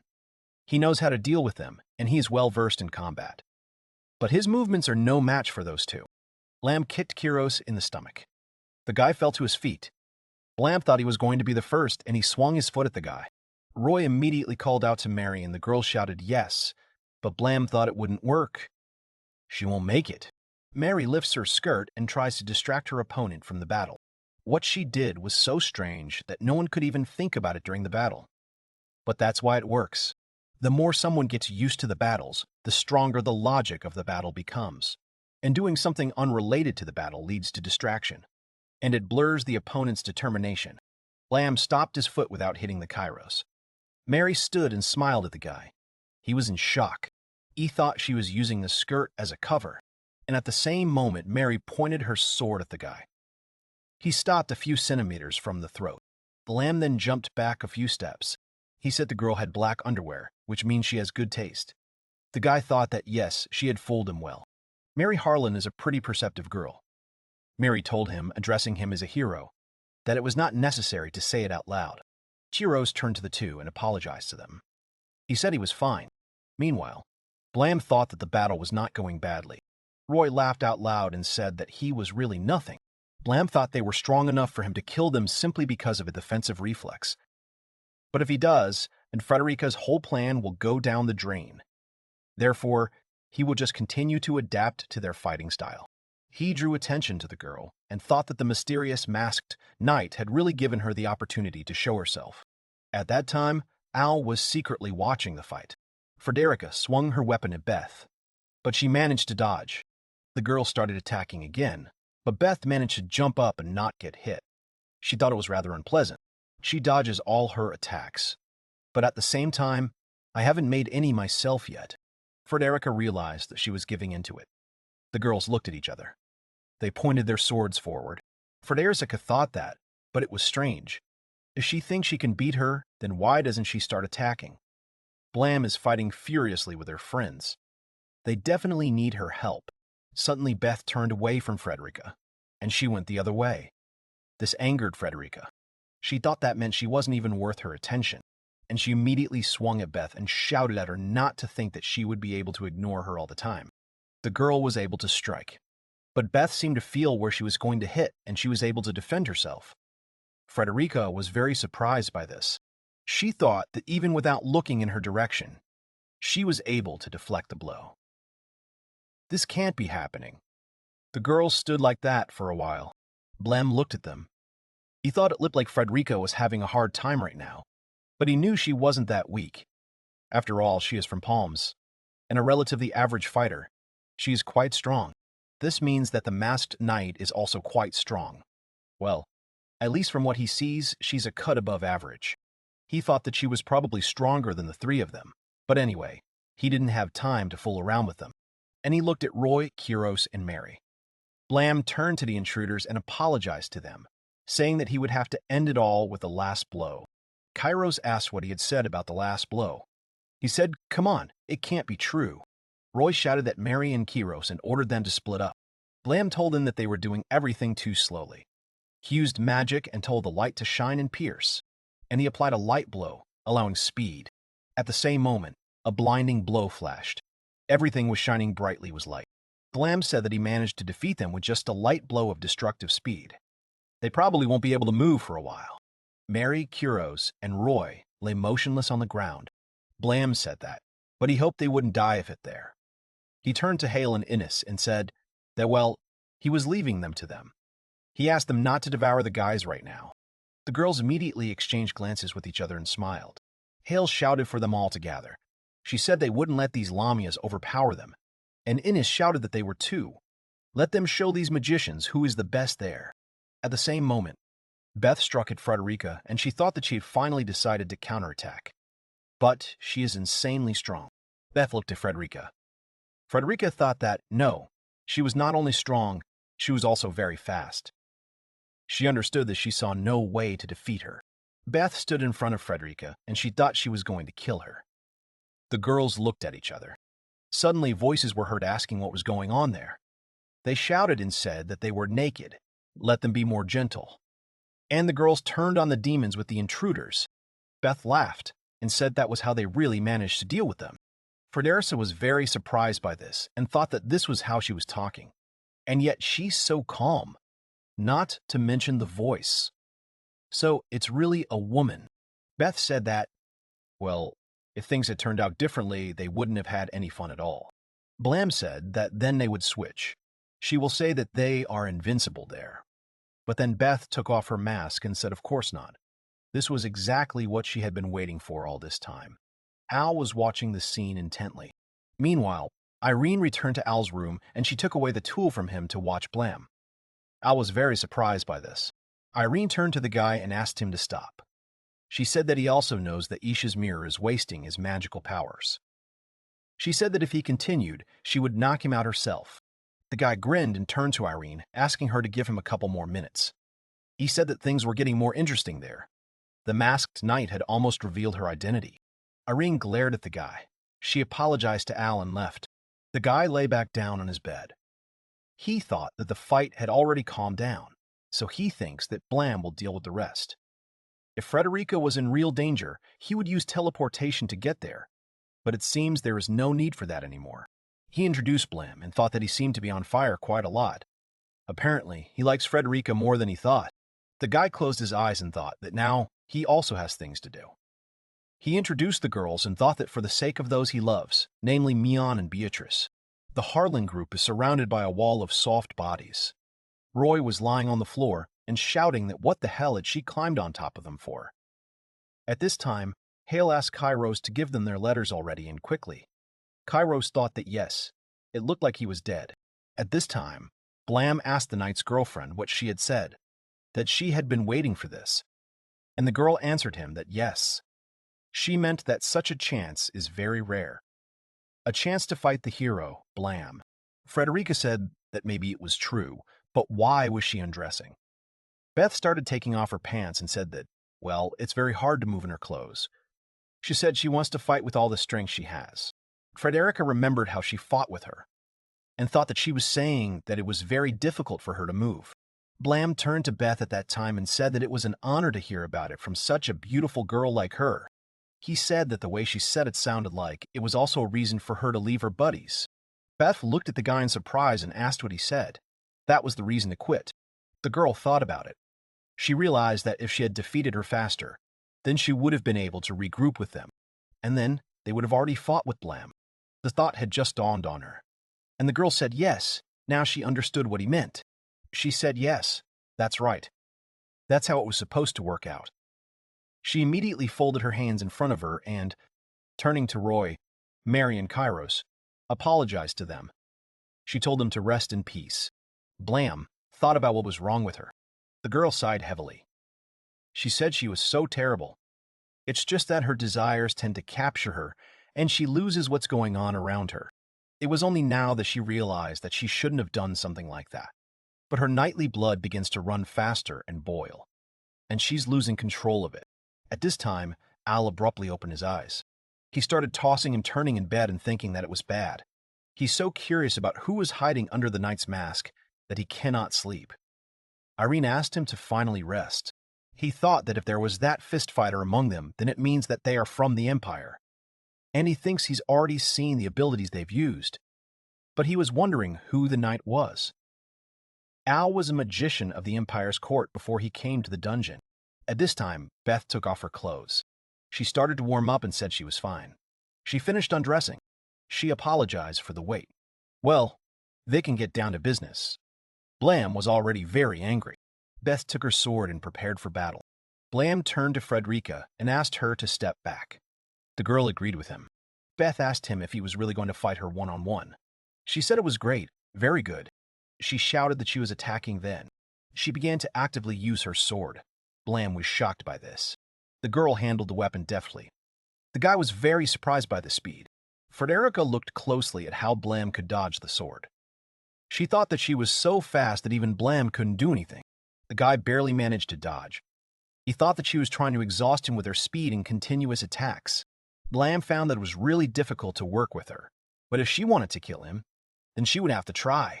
But then the guy stopped himself and thought, no, that's not the point. She would never have chosen such a stupid tactic. She tries to hide among all these attacks. Her true intention to attack suddenly, with one precise one. A fatal blow.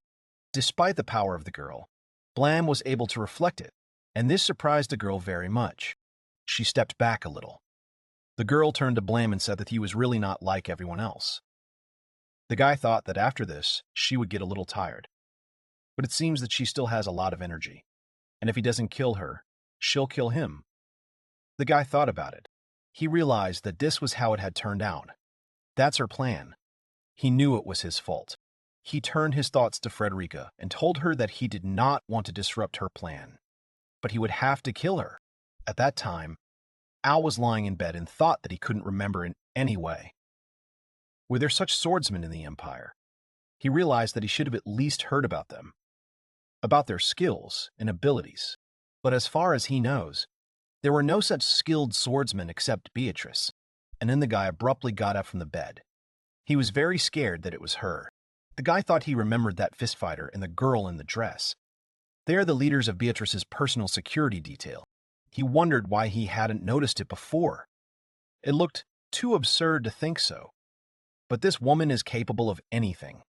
And he realized that he should have realized that this could happen. The guy immediately got out of bed.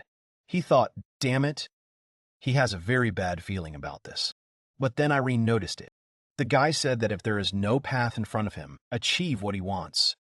Then he will apply it with his strength and might. He thought he needed to be faster. If it's true, she is. Then her skills are too serious. And he used a teleporter. At that moment, the battle continued. Blam understood that she was strong, but he still couldn't find a way. If he makes a preemptive attack, then he is confident that he will be able to kill her. And if he succeeded, no matter how good she was, he knew she was going to die. But suddenly, Al appeared between Blam and Beatrice's weapons. He finally joined the fray, but no one understood if it would cause even more problems. She used to be an ordinary adventurer wandering around. She relied solely on her sword. However, at a martial arts tournament, she was noticed by the Emperor, Gialud Rail Zavok, and he fell in love with her first sight. The girl liked being free, so she refused to marry him, but then he kidnapped her. She hated him so much that she wanted to kill him, and she continued to refuse his marriage proposal. But now she carries a new life in her belly. She thought she might end up hating the nascent life after such a disgrace. But it didn't happen. Despite all this, she thought there was something beautiful about it. Therefore, she agreed to marry the emperor, despite all that she had gone through. The girl did not want to give birth to a child whose whole life would be filled with suffering and unhappiness. Meanwhile, Blam turned to Al, and he asked him what happened. They were on the 25th floor in Al's room. Blam asked why he stopped him. He even had to overdo it to do it. Al told him that he didn't want senseless murders, and he almost lost control of himself again. Blam asked him what he was really saying right now. Al laughed and got up from the couch. He said he would be honest with him. The guy said that he had another reason to stop him, no matter what. He turned to Blam and said that he had done it for himself. The guy said that the girl he was fighting with was Beatrice Elt Zavak, the second empress of the Zavak Empire, and the one he cares about. Blam listened attentively to the guy. He said that it was a disaster. What an amazing personality they had there. He also said that she was one of those girls from the threesome. And Al said yes, but he asked him to listen. Blam said it was okay that she just wanted to see him. But why did she come there like she was trying to destroy the place and then wanted to have a duel with him? Al told him that he could only say that it was in her spirit, probably. She always behaved like that and did whatever came into her head. Despite this, he thinks that there is another reason why she came there, but so far he is not sure about it. The guy decided that he needed to wait until she woke up. But then the guys heard Beatrice's voice from the room. The girl got up on the bed and asked where she was. She was at the battle. At that moment, Al began to approach her and said that she had been thrown back by his spell and she had lost consciousness. The guy called her a princess, which slightly surprised the girl. Beatrice looked at the guy, laughed, and said that she was no longer so young to be addressed like that. And Al said that he was the emperor, and the titles obviously didn't suit them. Beatrice and Al looked at each other sweetly. The girl turned to Al and said that they had not seen each other for a long time. The guy agreed with her and said it was a crazy reunion, but good. They'll put it off for later. He said that he was really very glad to meet him again. The girl laughed and said that she knew he would say that. The guy told her that so. He knows that they need to discuss a lot, but first, the girl interrupted him and said that yes, she knows. She said he was going to ask her why she hadn't come. Blam thought that she realized that she had done something stupid. The girl said she knew she could leave it to Roy and others, but she wanted to do it herself, and she also didn't have much time. Elle asked if Fiona had really died. The girl replied that yes, the letter was sent a couple of days ago. It says that she has returned to the imperial capital, and she knew that even if they were delayed a little, it would take the squad assigned to pick her up no more than a week to get there. And she said that if that happened, she wouldn't be able to do anything else. That's why she decided it was either now or never. She said she understood how stupid it was, but she had to meet him. Hearing these words, the guy was upset. He had completely lost face. There were tears in his eyes. Beatrice said that, but judging by his condition, it seemed to her that they would not make it in time. And the guy told her that he was. Now was the right time. He revealed that he had just completed the last steps of his strengthening process. It put too much strain on him. The guy said that he needed to wait until his strength returned to normal. But for now, he is in a terribly exhausted state. Al is barely coping now, but back then he could hardly even stand. The girl listened attentively to him. She said she understood, but there's nothing to be done. It was something almost impossible. She said that neither that girl nor she would blame him, and they both became sad. Blam looked at them carefully and thought that it was with them. Now they had become sad and have completely forgotten about him. But then Al said no. There was another ability. The girl began to listen carefully to the guy. He said that if possible, he didn't want to use it, but it was their last hope. Meanwhile, Frederica and Irene were walking through the corridors. Frederica asked Irene if Arcanuma knew this intruder. The girl told her that she didn't know for sure, but it looked like that. Frederica said she understood.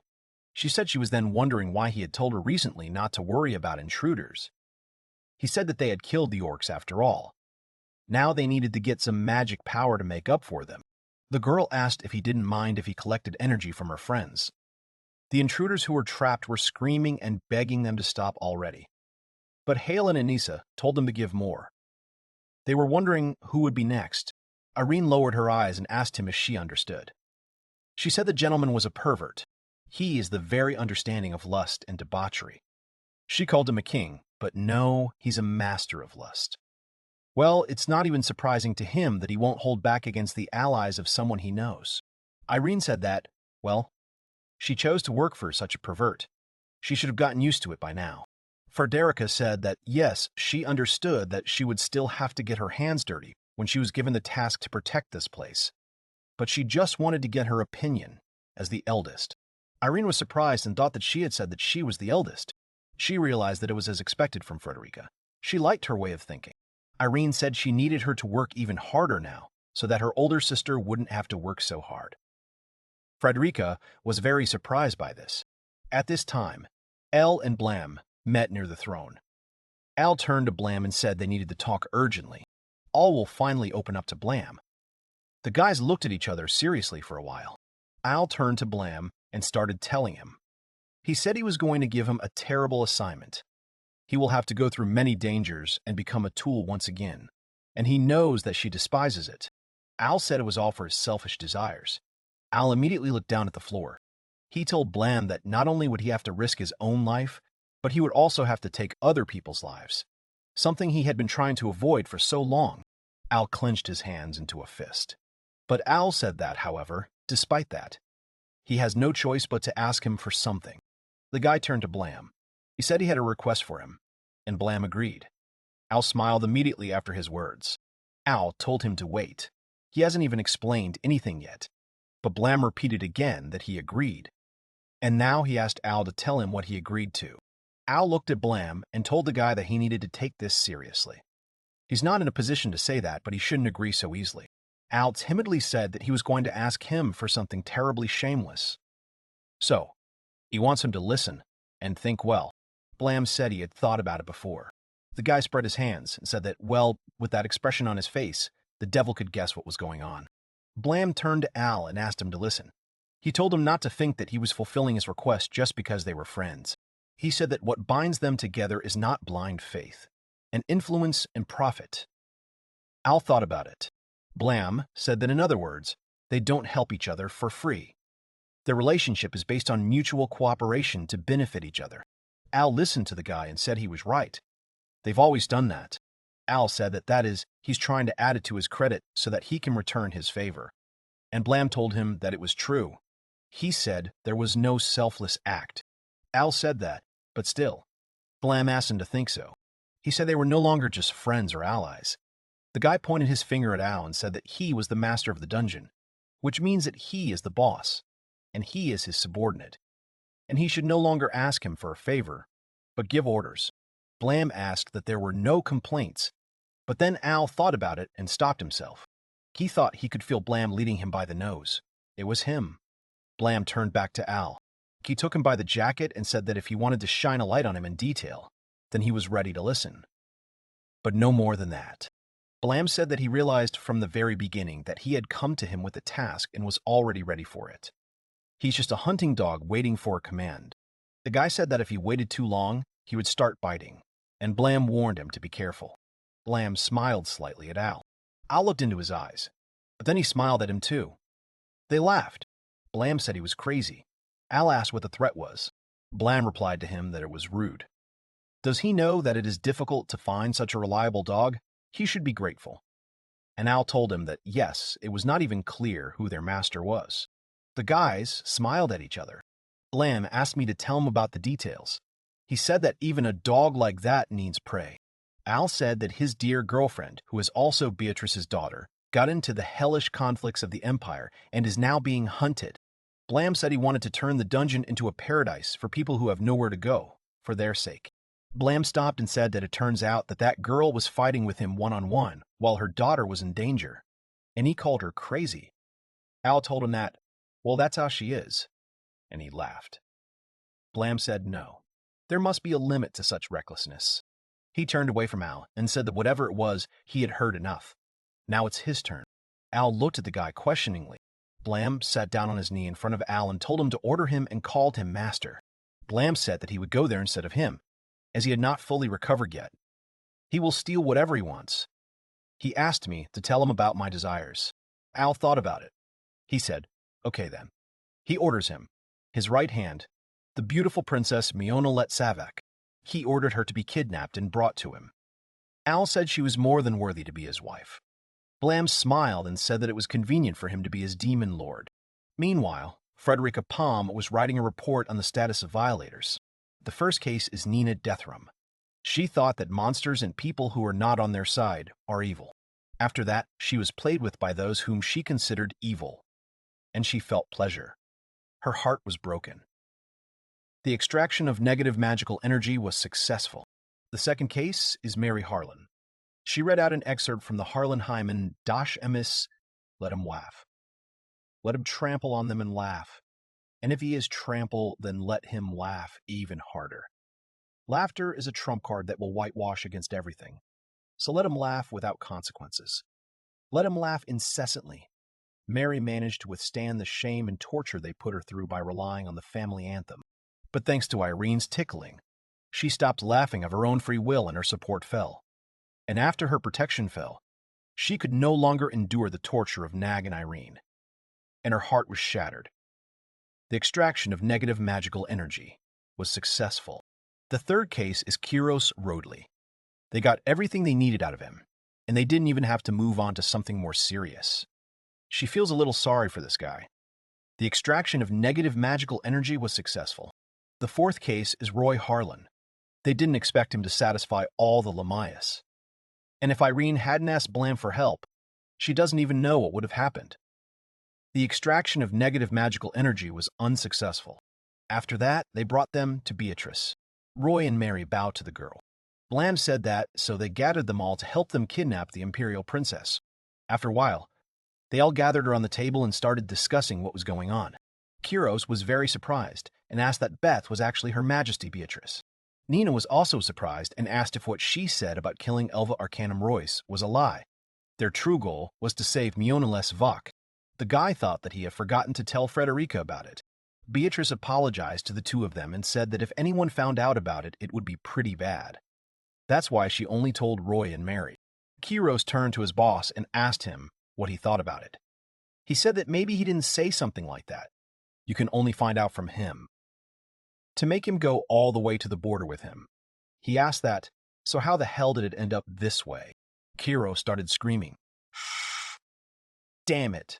He demanded to get his honor back, which he showed when he agreed to his request. At this time, Roy did not understand what to say and scratched his head. He said that there was nothing to say and scratched his head. He said that there was nothing to say. It's his fault. But Kiros shouted that it wasn't enough. He said there was no need for knights if they could solve everything with simple excuses that he was to blame. But Roy kept saying that, well, he's not a knight anymore, so it doesn't matter. Kiros shouted that he wasn't talking about that. Beatrice apologized to Kiros and Nina and said she was very sorry. She said she was one of those who asked to find more people to go with him. So if he's going to take it out on someone, it's better to do it on her. Nina turned to Beatrice and asked her why people were hunting for Miona's life. The girl thought about the answer. She said it was okay. She's a little ashamed to talk about it, since she is also part of the imperial family. But the truth is that there is a dirty power struggle going on in the imperial capital at the moment. She said that in short, there is a feud going on in the imperial family. Miona's free brothers are the first prince of the empire, Hector, and the third prince of the empire, Actless. They're doing everything they can to take the throne themselves, and now they've even dragged a girl into it. Nina studied Beatrice carefully. Beatrice said that besides, the second prince of the empire had simply disappeared somewhere. Nina was very surprised. Kiros raised his hand and said he had a question. The girl pointed her finger at him and said, yes, Kiros. The guy said that the first and second prince, in the order of heirs, are closest to the throne. They have no reason to pursue Her Majesty Mayan, because she is not the first in line to Presto. And Kiros said that this is exactly what he would like to know. Blam looked at the girl carefully and thought that yes, he had thought about it too. Beatrice said, okay. She said Kiros was right. They have no reason to bully her given her position in line to the throne. But however, the girl said that Miona was too outstanding. Everyone looked at Beatrice with surprise and attention. The girl said that they remember how she led the squad at the age of 14, and everyone immediately shouted that yes, of course. And so the girl said that they had come to eliminate the monster, an attempt to kill which failed time after time. She said that Miona was right on the front line and killed the monster on her own without even breaking a sweat. As expected from Miona, Beatrice said that she was also on top of her studies. Nina said she knows. She always took the first places in the academy. Beatrice said that on top of everything else, she was as beautiful as she was. Nina was immediately touched and said that she was so amazing. At this time, Blam was thinking. He thought that the truth was that appearance also had a strong influence. Beatrice said that she thinks she is one of those people who is called a child prodigy. There was something about her that was admired by ordinary people and their soldiers. That's why those two see her as a threat, even if she is so far from inheriting the throne. The girls said that realizing that she cared little about the role of the future empress, they decided to banish her to a remote place out of sight. But then, Blam asked what had changed. Nina also asked if something had happened. Then the girl lowered her eyes. She said that a couple of months ago, a monster invaded the city where she was exiled, Reentor. This, of course, happens to other cities, but the difference is that Reentor did not have enough combat power at his disposal to finish off that monster. Blam said he understood. He said that after realizing what was happening, the talented princess decided to take matters into her own hands. Beatrice spread her hands and said that it was true. But by doing so, she also shamed the lord of this city, who, as evil, was one of Hector's supporters.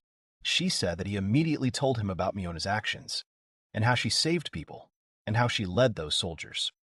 She admitted that she admires her even more than before, so they decided it didn't matter where she was. She admitted that Miona will always be a threat that cannot be ignored. Beatrice said that was why, shortly after, she was ordered to return to the imperial capital.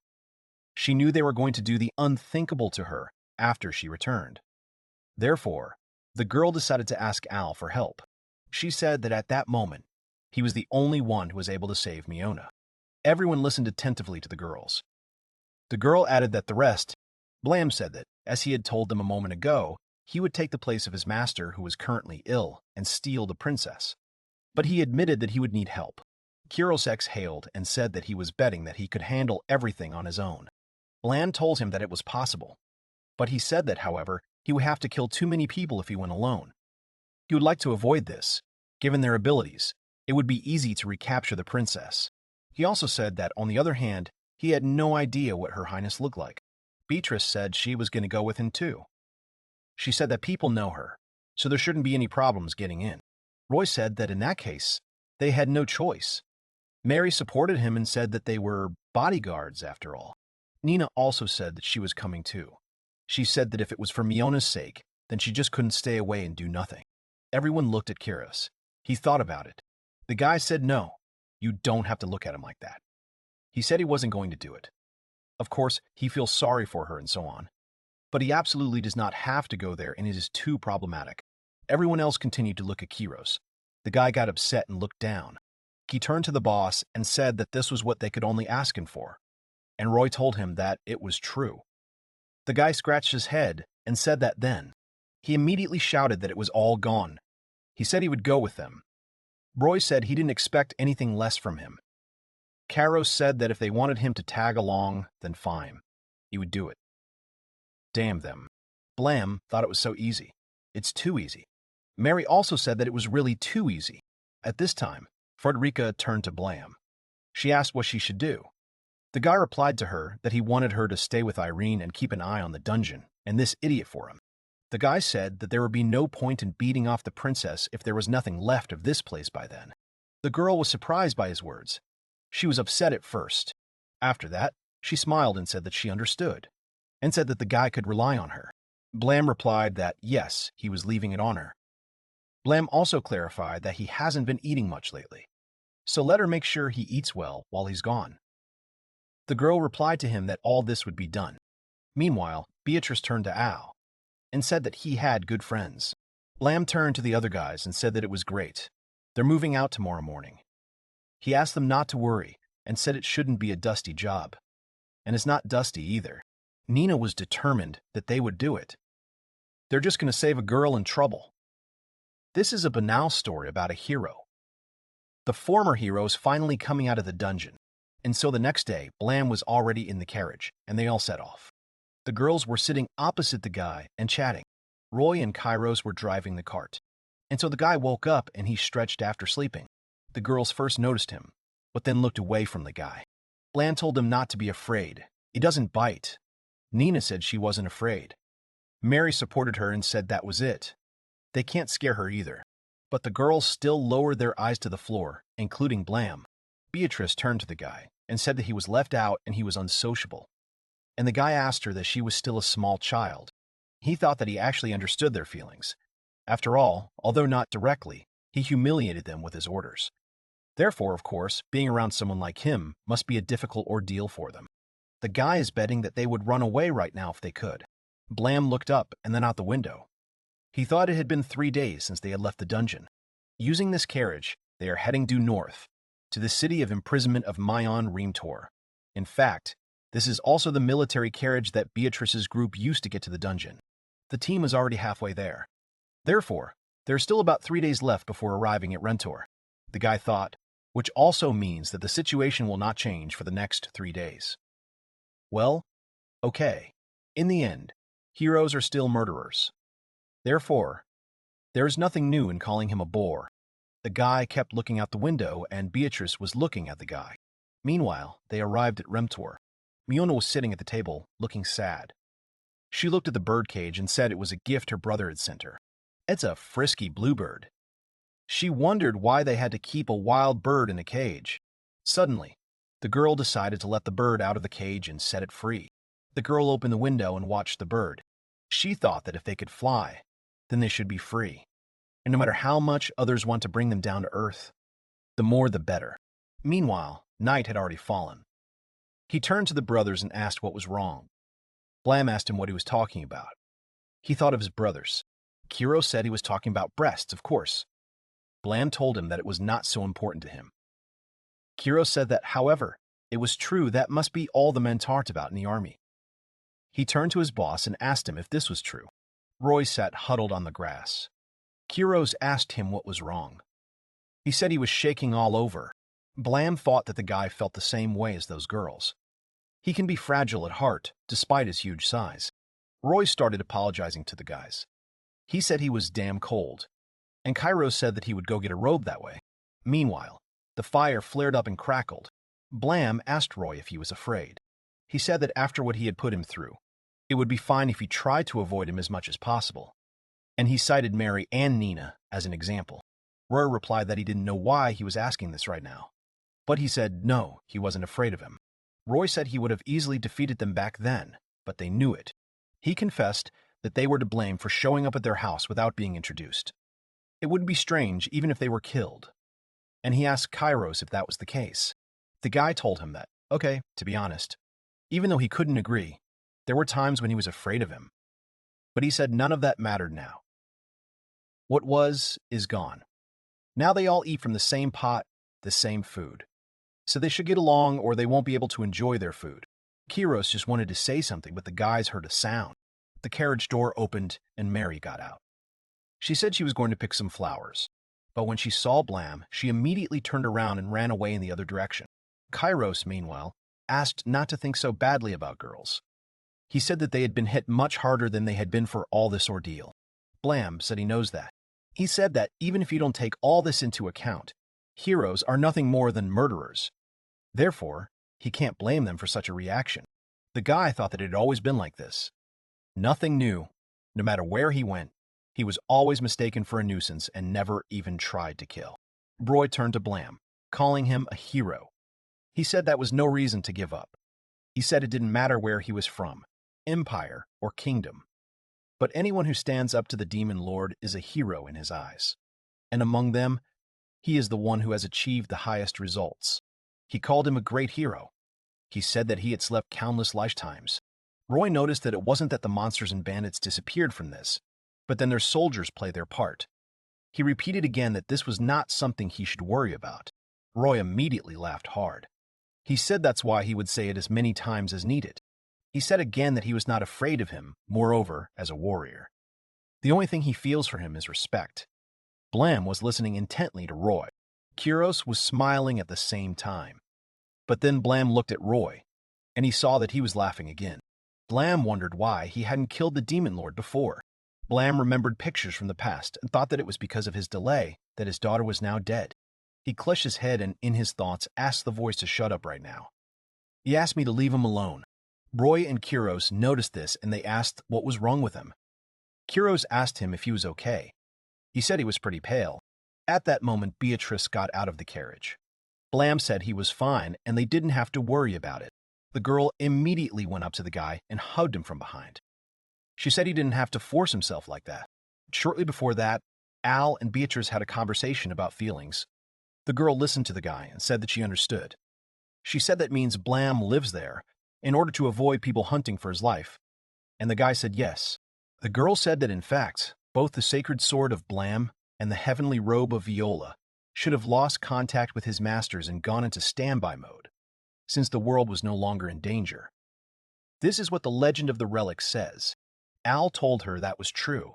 He said that, however, after Blam destroyed the Demon Lord, the sacred sword and the paradise robe discovered the presence of another power, and therefore their connection was not severed with the owner.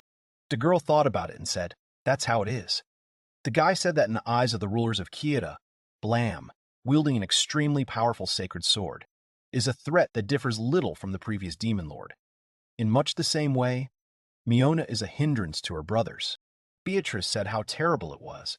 She said that heroes should be honored and let them spend their days in peace until old age. The guy replied that it was true.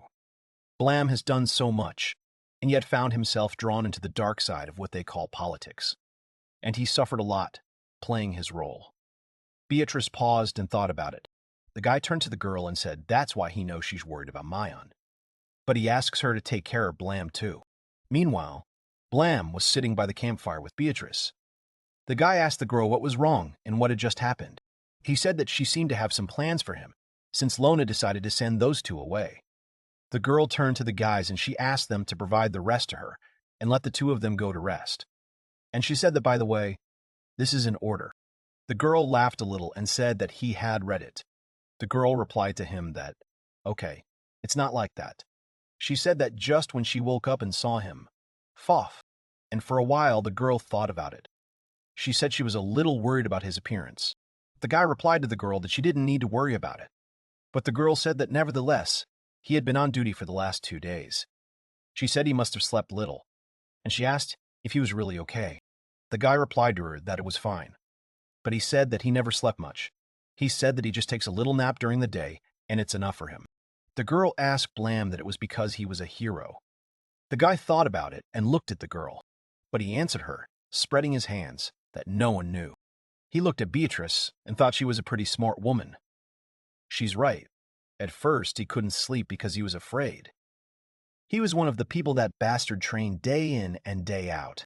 Then it was because of the anxiety he felt from doing his own duty. The first time he went to the dungeon. And finally, after all this, he still had to beware of the assassins who came after him.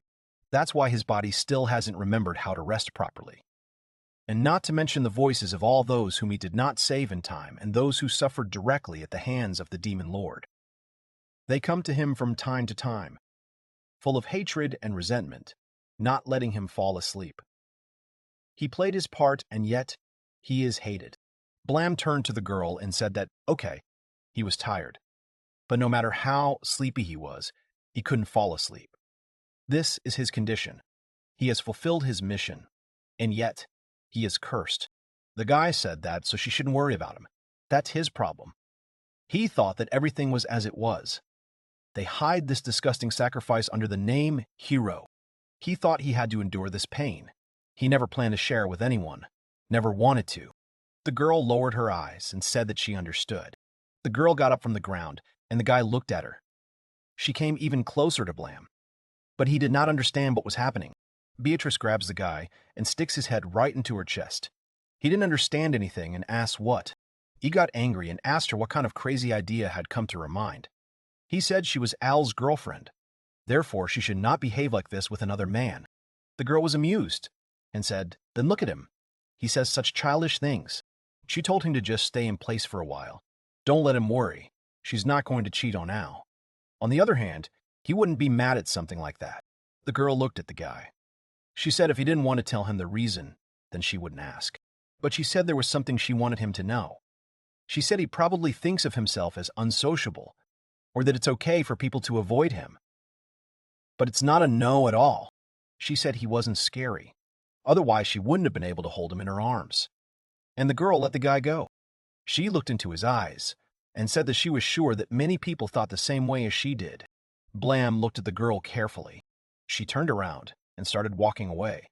But then the girl said that she would bet that she would be more convincing if she kissed him right now. But she can't go from one man to another when she's just left the Emperor. And she apologized to him. The guy listened to her and smiled. Blam told her that he wouldn't tell her the reason, but still. She was worried about him. He thanked the girl for that. Beatrice turned to him and smiled. She laughed and said that he could be quite nice sometimes. But then he told her to shut up. At that moment, an idea came to Blam. He said that, oh yes, Mary said she was going to go pick flowers, but she still hadn't returned. The girl asked him if that was the case. She said she actually woke up when she heard her leaving. The guy asked if she shouldn't check it out. The girl replied to the guy that it was obvious that he was trying to get her out of there. The girl held up her sword and said that the Empress was a warrior there, and the girl went the other way. The guy turned and stared after her. He thought that this girl had something to do with something. He remembered how she had buried him in her chest. The guy thought she was so gentle and sweet, and her voice was just like Mom's. He looked up at the sky. The guy said that, now that he thinks about it, maybe he can sleep peacefully. From the moment he moved into the dungeon, he's still far from fully recovering, but maybe messing with his best friend, and spending nights with a girl will help him forget all those bad memories. He sat and thought that he would like to get home as soon as possible.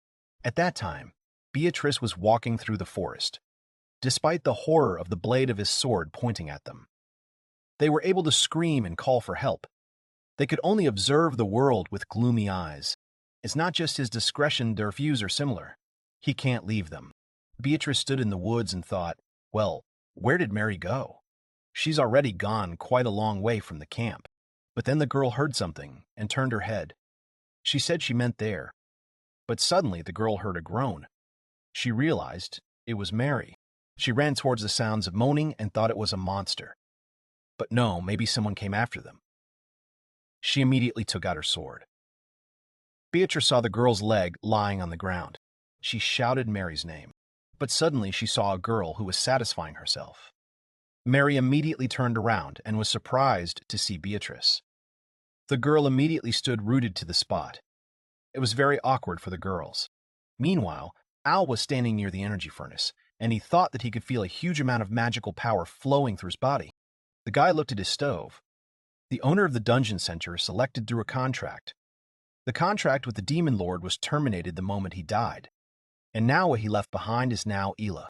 He used the contract to absorb the magic concentrated in the core in order to strengthen his body. Of course, he had to pay for it.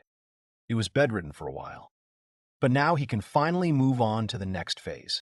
He knew that he would definitely make it in time. Meanwhile, the carriage with the guys continued on its way. Blam, who was asleep, was sitting in the carriage, and Mary, who asked herself to resist it and not run away. Beatrice was sitting next to her. The girl, standing in the forest, said that after what happened to her in the dungeon, she became a very obscene girl. She has insanely vulgar fantasies that distract her from sleep, and she went out into the cold to satisfy herself. Mary couldn't contain her shame and covered her face with her hands. She said yes, she was right. She asked her if she could, how should I put it, show a little more tact in her words. Beatrice said it wouldn't do her any good if she tried to choose her words. She said she should just accept what had just happened. Mary wondered what she should accept, but then Beatrice thought about it and looked at the girl. She said that, however, she feels like she should apologize for dragging her into all this. And at the same moment, the girl hugged Mary and apologized to her for not taking her feelings into account. Mary was very surprised by this, but the girl said that everything was fine. She doesn't care what happens to her as long as it's all for her. She said it was her fault for not being strong enough, for the inability to support the importance of your family or preserve your pride. Therefore, there's no reason for her to apologize. And so the girl stopped hugging. Beatrice smiled and thought that, to be honest, Mary and Blam were both such that she understood everything right away. She turned to Mary and said that because of what she had just said, it didn't seem like she was very angry with Blam. She asked that, so why was she avoiding him then? And the girl decided to tell me. She said that she doesn't hate him. In fact, she respects him as a warrior. But then the girl lowered her eyes. She said he reminded her of that terrifying girl. She admitted that the memories of what happened to her are surfacing, and she can't seem to find the strength to even look at him. And Beatrice said she understood her. She said if that's the case, then yes, that's fine.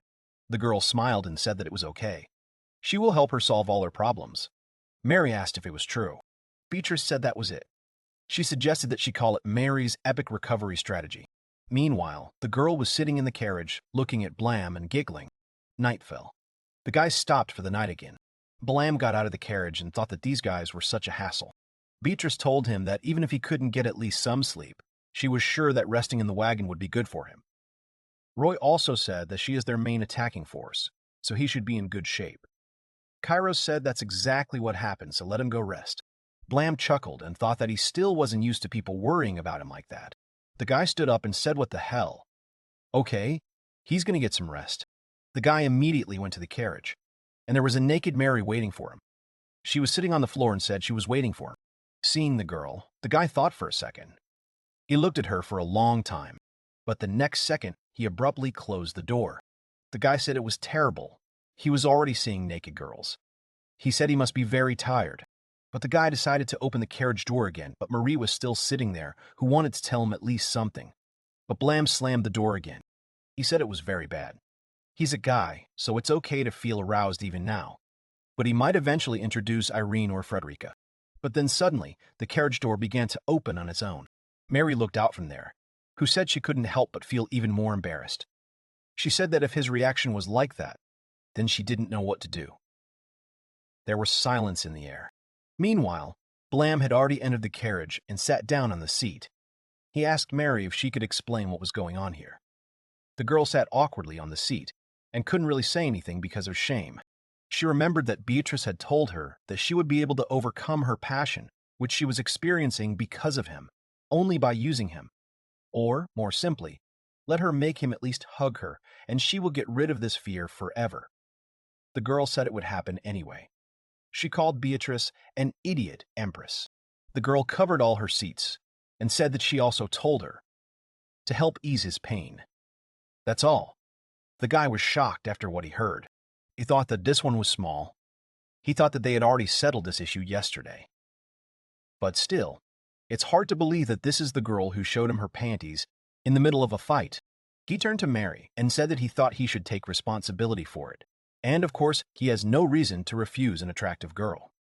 But he asked if she was really okay. The girl thought about it. She thought he was worried about her. She also thought that he was surprisingly kind. And the girl replied that yes, it is. The guy touched her body, and she realized that he was also very hot. The guys continued to enjoy each other, and then they finished. After a while, Mary climbed onto the roof of the carriage and began to laugh loudly. Blam thought that maybe Mary was fine now. He stood in a relaxed position and said that he felt so good. He can't even remember the last time he slept so soundly. But then he noticed that Beatrice was standing next to him. He looked at the girl who gave him the thumbs up, and the guy smiled at her. The next day, they arrived at Remtor.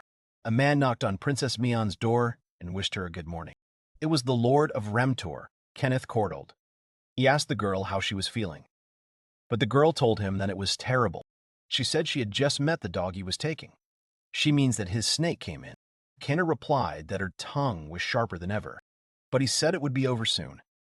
Tomorrow, someone will finally come and take her to the imperial capital, and she knows what's going to happen to her. He approached her and whispered that she would be killed as soon as she reached Hector's domain, and Kenneth looked at the girl with a grin. But she didn't answer him and turned away. The man spread his hands and said that, damn, she and Her Highness Beatrice were definitely not amiss. He said that first they took control of his army, and then her mother. But then he stopped abruptly. Miona immediately turned around and asked what he had said about her mother. But Kenneth started shouting that there was nothing. Nothing at all. He thought that shit. He started behaving inappropriately because he knows that tomorrow she will finally disappear. He can't tell her that Beatrice ran away and stole his super horse. He thought that if she found out, then his business would be bad. He needs to be careful. Miona told him to correct her if she was wrong. But wasn't she taking control of his army just because she had to fight a monster he was having such a hard time with? She said that it wasn't that she was asking for his gratitude, but she thought it was a little strange that they wanted to punish her for it. He didn't think so. Canet snapped and shouted for her to listen here. But at that moment, Miona's overseer, Charlie Kreis, came into the room. He said that he thinks Princess Miona is stating a fact. He said that thanks to her, they managed to avoid the worst-case scenario. But Canet shouted to them to shut up. He said he actually works for him. The man thought he knew what he had said, but at least let him answer him. Miona went to the window and opened it. She turned to Canet and said that he reminded her of her mother. The girl asked, by the way, how his favorite horse was doing. And then Canet thought about it. The girl asked him not to pretend to be his fool. She said he had been leaving the castle a lot lately. He probably visited some other residence where his horse and her mother are located. Canet made a serious face. The girl said that no, maybe it was just his favorite horse and her mother were no longer in this city. Canet thought, shouting furiously in his mind, that how the hell did she find out about this? He immediately turned to Charlie and asked him what he had done, but the man saw the guy showing the cross with his hands. He thought that, he was still silent. He demanded to turn on his head already. Miona asked Canet to relax. She said that he had followed his instructions carefully. He says no more than he needs to and is completely focused on overseeing her. She said it was pretty boring, she thought. But at least he didn't let her slip away like someone else. And then sweat broke out on Canet's face. He was already furious. The man said it couldn't be. The girl added, which is for sure. She thanked him for confirming her guesses. She thought that she knew from the very beginning that her mom would not stay in one place for long. The girl turned to Canet and said that his emotions were so easy to read. It looks like he just realized that he was being played with like a doll on strings. And the man couldn't say a word. Meanwhile, Miona said that it might be strange to hear this from her, but Brother Hector can be surprisingly gentle. She thinks he'll have to find out that he missed the Empress he was supposed to be guarding. The girl thought that it looked like her patience was about to burst. It seems to her that they are in the same boat. Canet snapped and shouted that she could say what she wanted. He said that Prince Hector only asked for her. Neither the Empress nor he is important now. She will be taken to the imperial capital no matter what. He said that, now, if she would let him. And he called out to the maid and said they were coming. The door to Miona's room closed. The girl looked at the door with a smile on her face. She immediately turned towards the window. She thought about what tomorrow meant. She couldn't stop thinking about her mother and Al. At that moment, Charlie was standing behind her and he was also slightly tense. Meanwhile, Kenneth was in his room screaming that it was a curse. He was shouting at this little thing, that she was pretending to be there. And at that time, he was beating a big stuffed rabbit. He remembered Beatrice. He said he tried so hard to keep them apart so they couldn't interact. And still this reckless, annoying bitch. He said how dare she take his horse. But no, that wasn't enough for her, of course. She took everyone else too. The man squeezed the plush toy harder and said that if anything happened to them, she wouldn't even be able to imagine what he would do to her. And he shouted Beatrice's name loudly. At that moment, the maid came into the room and apologized. Kenneth tried to quickly remove the toy and he found out from the girl why she came to him. The man said he was busy right now. The girl replied that she was wildly apologizing. And she began to stammer that the Empress Beatrice Vacanambiers, she's back. And soon she will arrive at another palace. The man was in complete shock and he did not believe the news. Meanwhile, guests appeared at Kenneth's other palace. Kenneth ran into the room and shouted, His Highness. The girl waved at him and greeted him. She said she was back. Beatrice apologized to Kenneth for taking his horse without permission. He shouted that she was a thief. He can't believe she was stupid enough to come back. The girl said that his horse was excellent, undoubtedly. And when she found out that he had more than 100 elite horses, she was surprised. She said he must be making a lot of money from taxes just like that. He immediately rushed around and said he didn't understand what she was talking about. He thought that mother and daughter were so cocky. Kenneth said that, okay, he's glad she's back. He asked me not to do anything reckless anymore. The girl sweetly said that it was good, She promised. The man thanked her for that. Roy, Mary, and Kiros were standing behind her. Kenneth couldn't stand this conversation. He ran out of the room, slamming the door. This situation made all the guys laugh. The girl realized that the long-awaited hour had almost come. She hoped that Miona was waiting for them. 3 girls were standing and talking to another girl. One of them asked why she always follows Miona wherever she goes. The other girl told her to know her place or just die, she understood. And the third girl told her to know her place or just die, she understood. And the third girl called her a shrimp. But the girl replied that well and good. She said she also told her to call her for help or she was in trouble. She said that he was a girlfriend, and turned to Nina. Meanwhile, Nina was thinking about Mion. But then someone started calling her by the name of Nina. It was Blam who suddenly appeared near the girl's face and addressed her. Nina was very stressed out, and she asked the guy what he wanted from her. Blam said she knows what. He asked her why she was wandering around while they were in the middle of discussing their strategy. The girl recovered and told the guy that he was right. Blam asked her if he was thinking about Mion. Nina immediately began to stutter and get nervous. The girl said no, it's not true. Nina apologized to him. Blam told her that he didn't mind. They're girls after all, friends. And he said that, of course, she was worried. Blam thought that was it. She is not a soldier or anyone else. And yet, the desire to help her friends led her on this path. Although she was afraid of him, like Mary, she decided to go there with him. Nina said yes, she was her dear friend.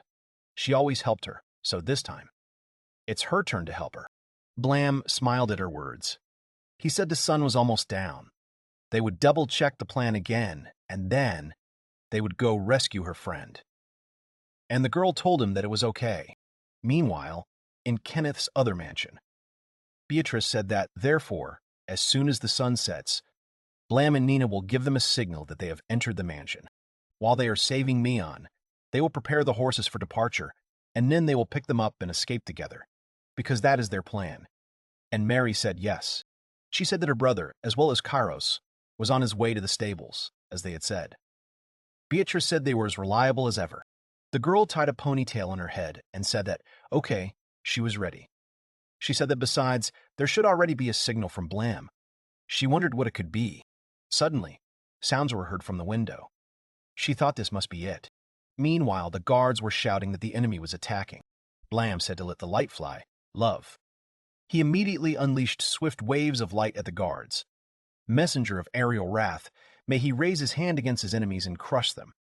And Nina also used an ethereal fist and the guard flew far away from her. All the guards were defeated. Blam turned to Nina and said that he had done a good job. The girl replied to him that he made it sound like sarcasm. Meanwhile, Nina had 2 defeated opponents, and Blam had more than 20. Blam asked, which means she wants to compete with him. The girl replied to him that how he came to such a conclusion.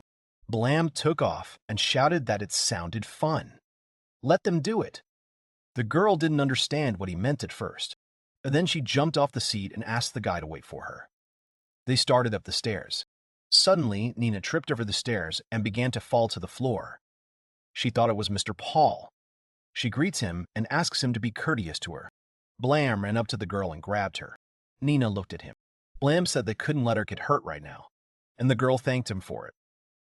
But then she said that he thought he had grabbed it now, and she called him a pervert.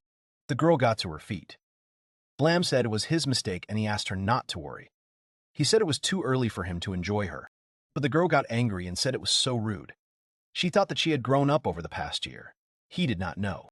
Blam said that, in any case, given what the guard had told them, she was in the last room on the 4th floor. Blam and Nina climbed the stairs to the floor they needed. They stood in front of a large door. Blam said it was there. The girl looked at the door carefully. She thought that Miona was inside. Blam said it was strange. He looked around and asked why there was no guard outside.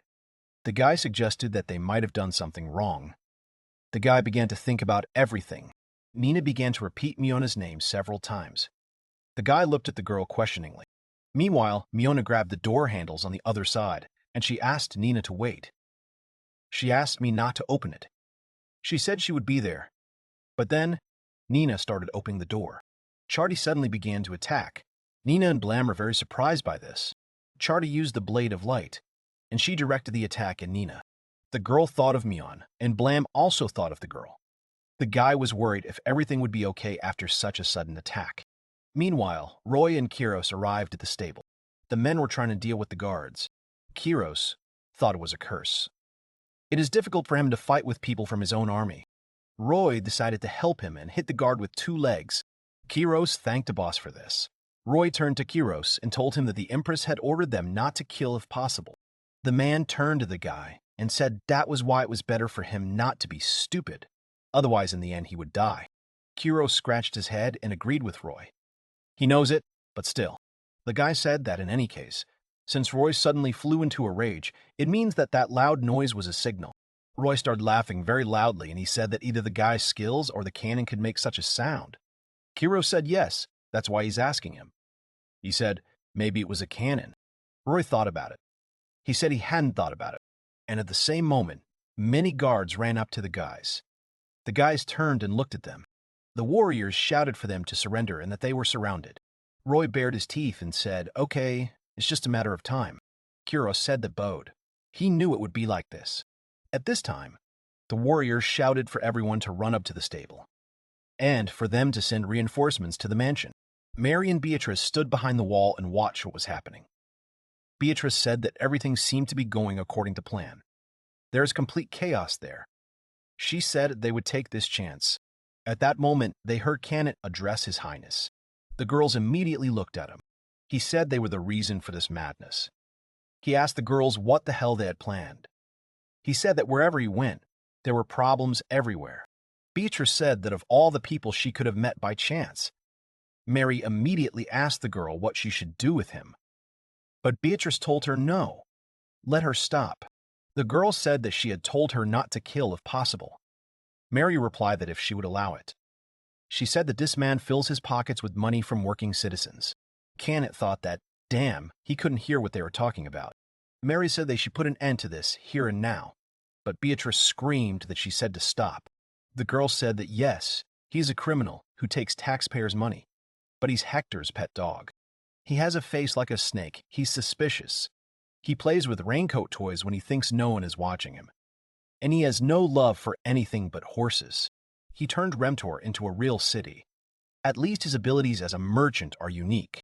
Mary listened attentively to Beatrice. Remtor used to be rejected by a hot spring town. But when Kenneth became a lord, he turned the town into a famous tourist destination. People are full of surprises. Speaking of the flow of people and wealth that he successfully brought to the city, it will undoubtedly benefit the Zavak Empire and its citizens. Beatrice said it was unforgivable to steal taxpayers' money, but the one who gave them such a volume was none other than Kenneth. The girl asked Mary if she understood her. Beatrice saw that Mary had begun to cry. She said it was incredible how she always thinks of her citizens, Her Highness.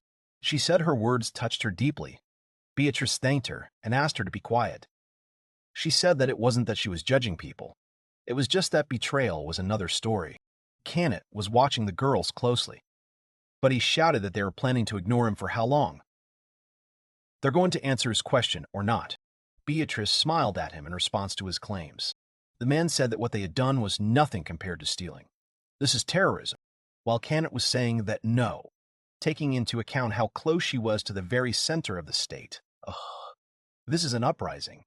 The girl jumped from her seat and flew at the man. He did not have time to finish saying that this was a coup d'etat, as the girl immediately hit him. The man immediately flew backwards and fell to the ground. Beatrice apologized to him and said she needed him to take a nap. The man was unconscious. The girl thought that Canet was right. This was a coup. Against Hector, who was trying to kill Hermione, and against this garbage emperor, who was doing nothing to restore it. The girl walked away from the man and said that this was her rebellion. Meanwhile, there was blood on the floor and on the door in Myona's room. Charty was standing in front of the door, and Nina couldn't believe her eyes. She was surprised and asked that she was actually alive. But the girl saw dripping blood in front of her and asked why this was happening. But then she saw that it was dripping from Blam's hand. The girl was very much afraid of this. Blam said he seemed to have made it in time, and the girl immediately began to cry. She started screaming that he was a fool, an idiot. She screamed that if he was killed, then who would save Miona? She didn't understand what he was thinking at all. But then the girl thought that no, she was the fool there. She only caused problems. Blam told her to relax. He said that for good or bad, magic doesn't really work on him. He said he might be bleeding, but the wounds weren't that deep. The guy looked at his hand. He thought that even though he had been hit in an unprotected place, he would not be able to use his left arm for a while. Nina looked at the guy and asked him if it was true. She said that this spell could chop off an ordinary person's hand. Blam told her that she understood he had the title of hero for a reason. He said that she had also helped him with the princess, and she would put in a good word for him when they met, so he can't let her die. It helps Nina, and she wiped away her tears. Suddenly, Blam turned his attention to his arm, and he noticed that his wounds were disappearing. He turned back and saw that Nina was treating him. He thought he was grateful for her magic, but still, it seemed to the guy that she wasn't really helping him.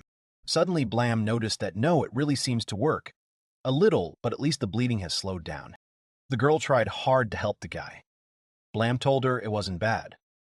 Nina thought that if magic didn't work well on him, then healing magic must be no exception. She doesn't know if her magic will produce any results. But the girl kept doing it, and after Blam decided that he needed to finish with the hand, he thanked her and said that was enough for now. He asked the girl to save her strength, and Nina agreed with him. Blam looked at Charty. The guy said that here he is. He told Charty that he knew he was not one to miss chances. Blam shouted to Charty, "What kind of greeting is this?" He said that, of course it was rather rude of them to come without an invitation, but he said that who the hell is trying to kill a complete stranger? Blam shouted that it was pretty tough. Nina thought it was incredible. He deflected his blow using only one hand and didn't even budge. Charty turned to Blam and said that if he was here, it meant that he was one of the rebels. More importantly, he killed all the guards who were standing below to get there. Realizing that he couldn't handle him, he came to the conclusion that he should have used a surprise attack to protect the princess. Blam told him that he was quite reasonable, but he asked about where the princess was. Charty was surprised to ask what he thought he would say to him. Nina was watching all this. She was looking forward to meeting Miona. Blam told him that he thought Blam had asked why he wasn't using that spell again, and Charty told him that he had created that spell himself, and most likely it would be useless in a face-to-face battle. Blam thought that he had managed to break through his magic barrier using a spell he had invented. This impressed the guy. Charty said that besides, he would prefer to attack with a sword in his hands. Nina was seriously scared. Despite everything, the guys were ready to fight on. Blam asked why he was so sure he was going to die.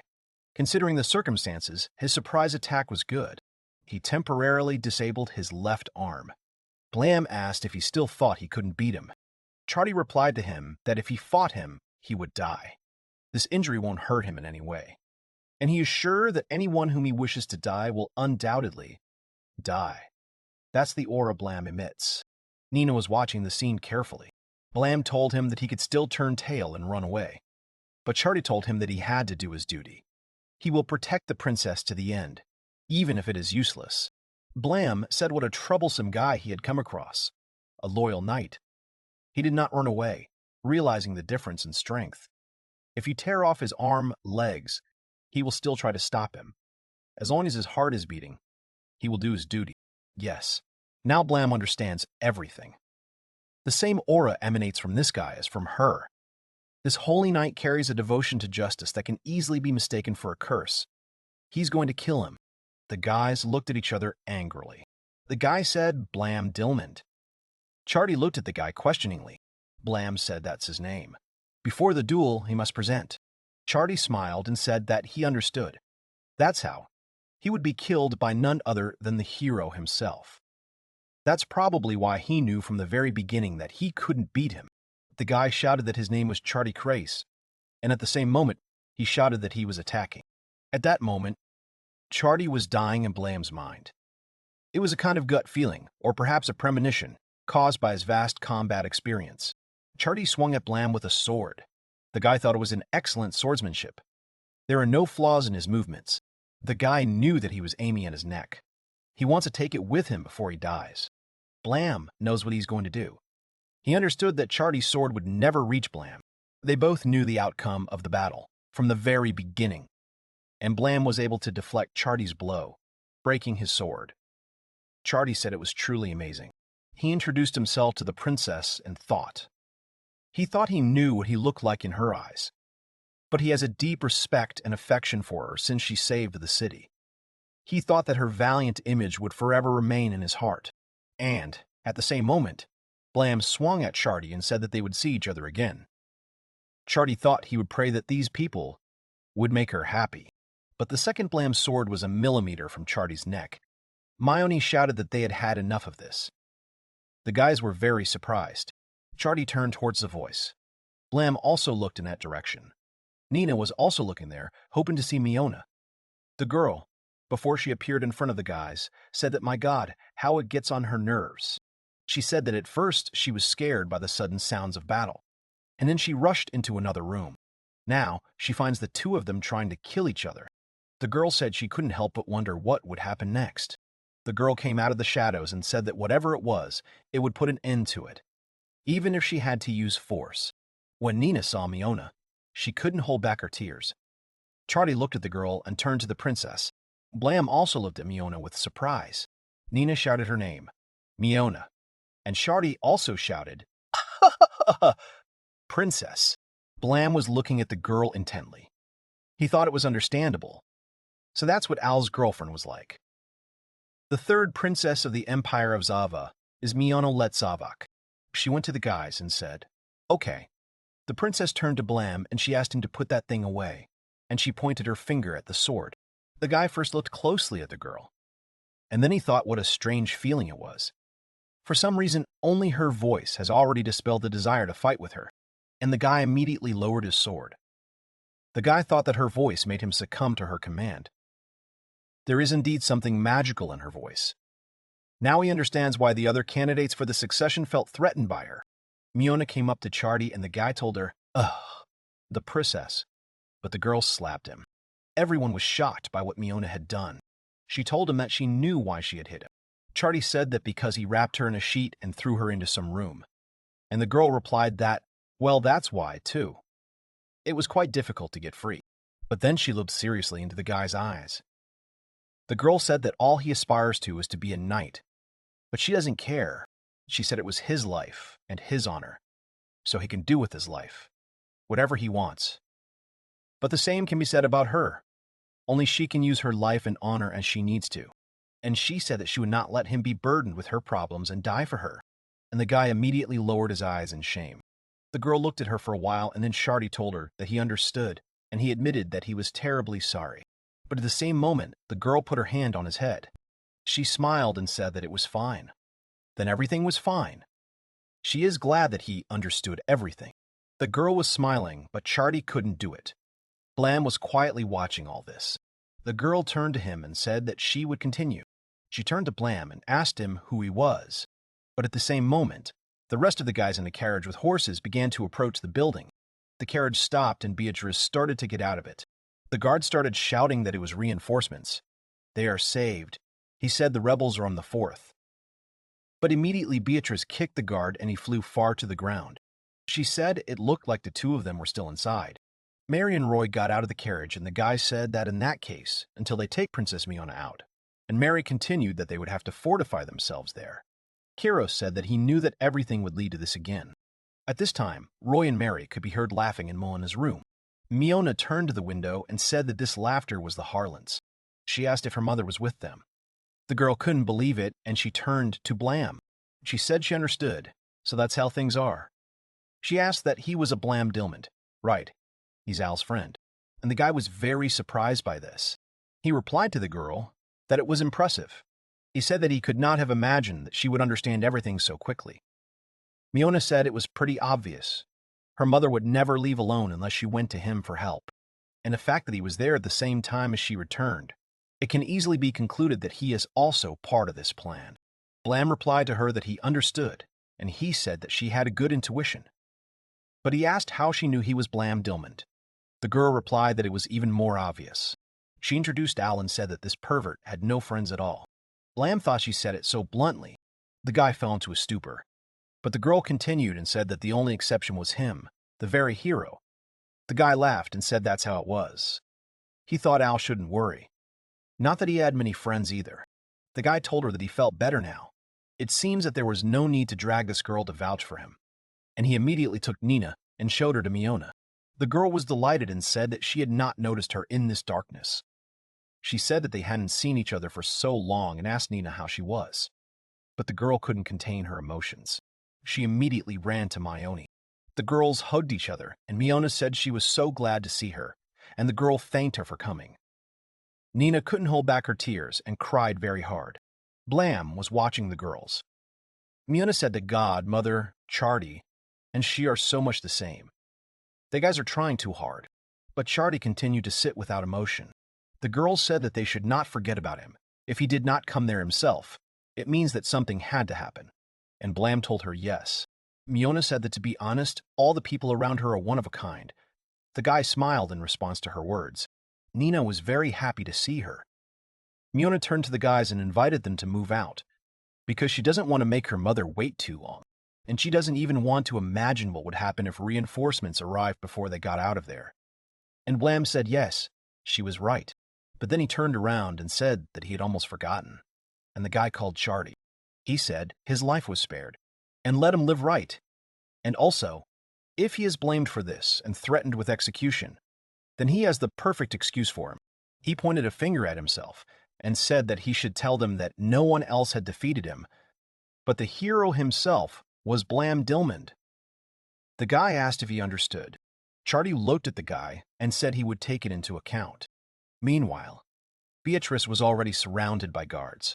Beatrice thought, damn, there are a lot more soldiers there than she expected. She thought it looked like he had really stepped up security around the mansion, and she thought it wasn't bad, Kenneth.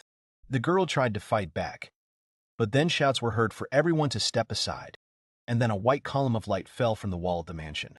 A hole formed in the wall of the mansion, and Blam, Miona, and Nina appeared there. Blam said, good God, they were finally out. Miona said she was in no position to complain, but she asked if he could be a little more elegant. She asked if he wasn't a hero. Blam told her that whoever was talking. He asked her not to think that he hadn't seen her bring those guards to their knees.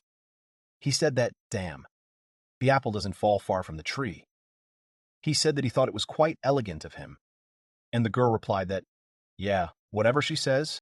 Beatrice shouted to Mione and said she was so glad they were okay. And Blam and Nina too. Miona was very happy to see her mother.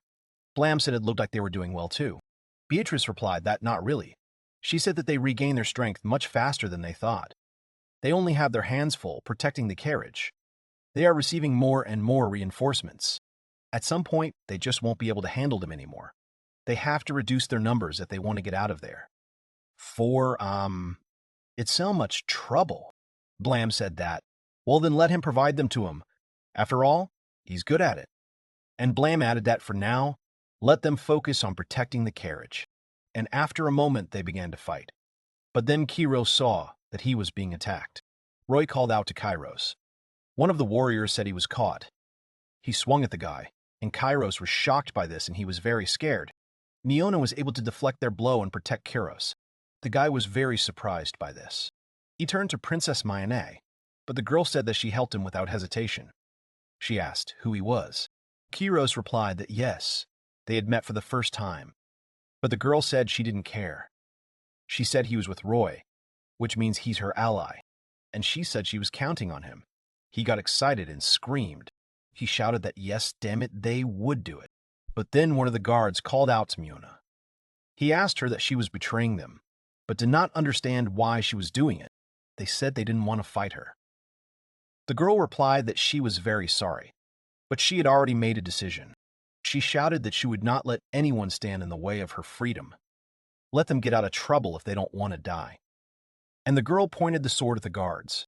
The warriors have already surrounded all the guys. Blam thought there were about 40 of them left. An explosive spear of light or devastating fast attack with light will not help in this situation. Not to mention that Beatrice said they better not stay there, or one of the most terrifying enemies they can face will appear before they leave. Mary turned to Blam. The guy told her that he would try his best, but first he needed her to buy him some time, and the girl replied that she understood. She told him to just leave it to her. Blam raised his sword up. He thought that the shining rain of death, this skill causes a rain of arrows of light and allows him to control all the arrows and scatter them over a wide area of action. But he realized that the problem was that he had to keep all the arrows in check without stopping. He turned his eyes to the side and thought that otherwise they would beat not only his enemies, but also his allies. And at the same moment, he raised his sword up and uttered the words, OAH, may he descend upon his enemies. The shining rain of death. The guy thought that if he hit the wrong place, she would die, and everything was flooded with bright light, and all the guards began to fall from the blows.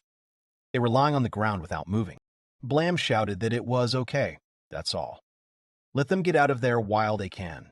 And Kairos supported him, and so they all got into the cart. They went on a long journey. There were 2 warriors standing at the gate to the mansion. At the same time, Blam was not going to stop the cart. The guards became very scared of this. The cart almost ran into the guards, and they flew away to avoid being run over by the wheels and horses. And Blam and the others set off on the road. The guy thought, turning to Al, that they had done it. Their mission was mission accomplished. Meanwhile, on the road connecting Remter with the capital, there was a girl sitting on a horse. It was the Holy Knight of the Zavak Empire, Viola Lux. She held out her hand in front of her and thought that her heavenly attire was restless. Blam thought it didn't look like anyone was following them.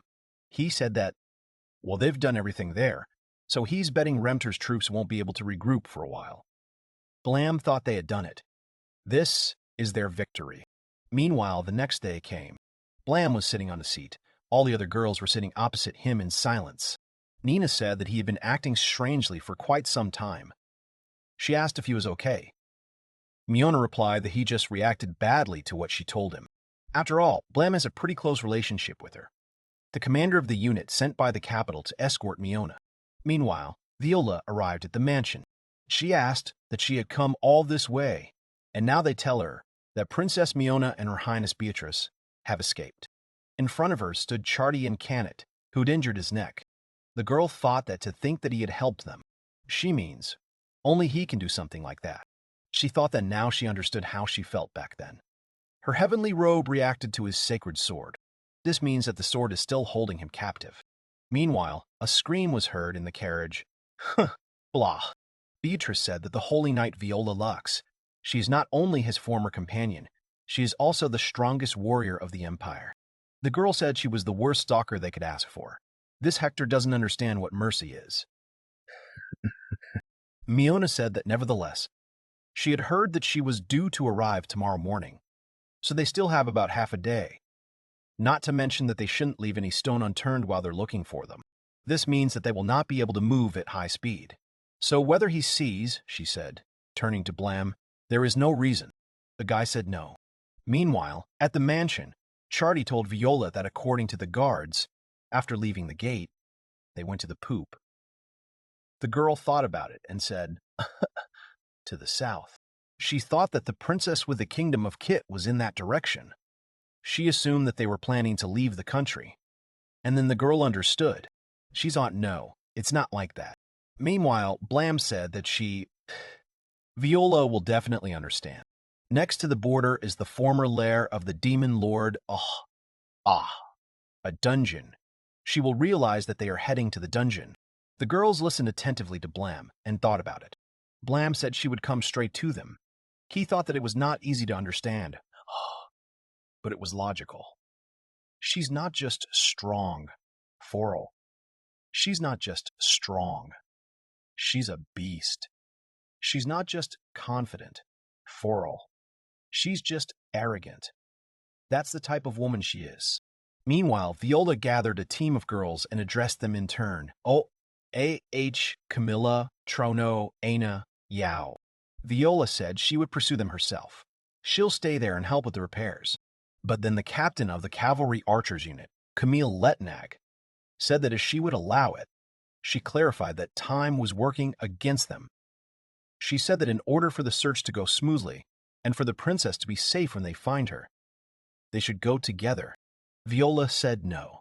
She clarified that, as Camilla had already said, time was working against them, so she should go alone. And besides, the hero is among the kidnappers. Viola said she didn't want her to die a senseless death. But then the capital of the assault unit, Trono Bell, raised her hand, and she said that if they were going to confront someone so strong, then wouldn't it be better to attack him together? She said they were elite soldiers. The girl asked if she remembered. They won't detain her. Camille said she was right. They must attack together. Viola said that Blam is not just strong. He is a hero. He is the personification of carnage and resolution. She said they would never be able to handle him. Trona was very surprised by this.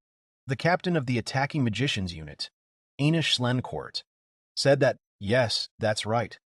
The girl asked that it really just wants to take all the glory for itself. Viola asked what she was saying about fame. The girl thought it was so stupid she didn't care about some kind of fame. All she cares about is completing her assignment.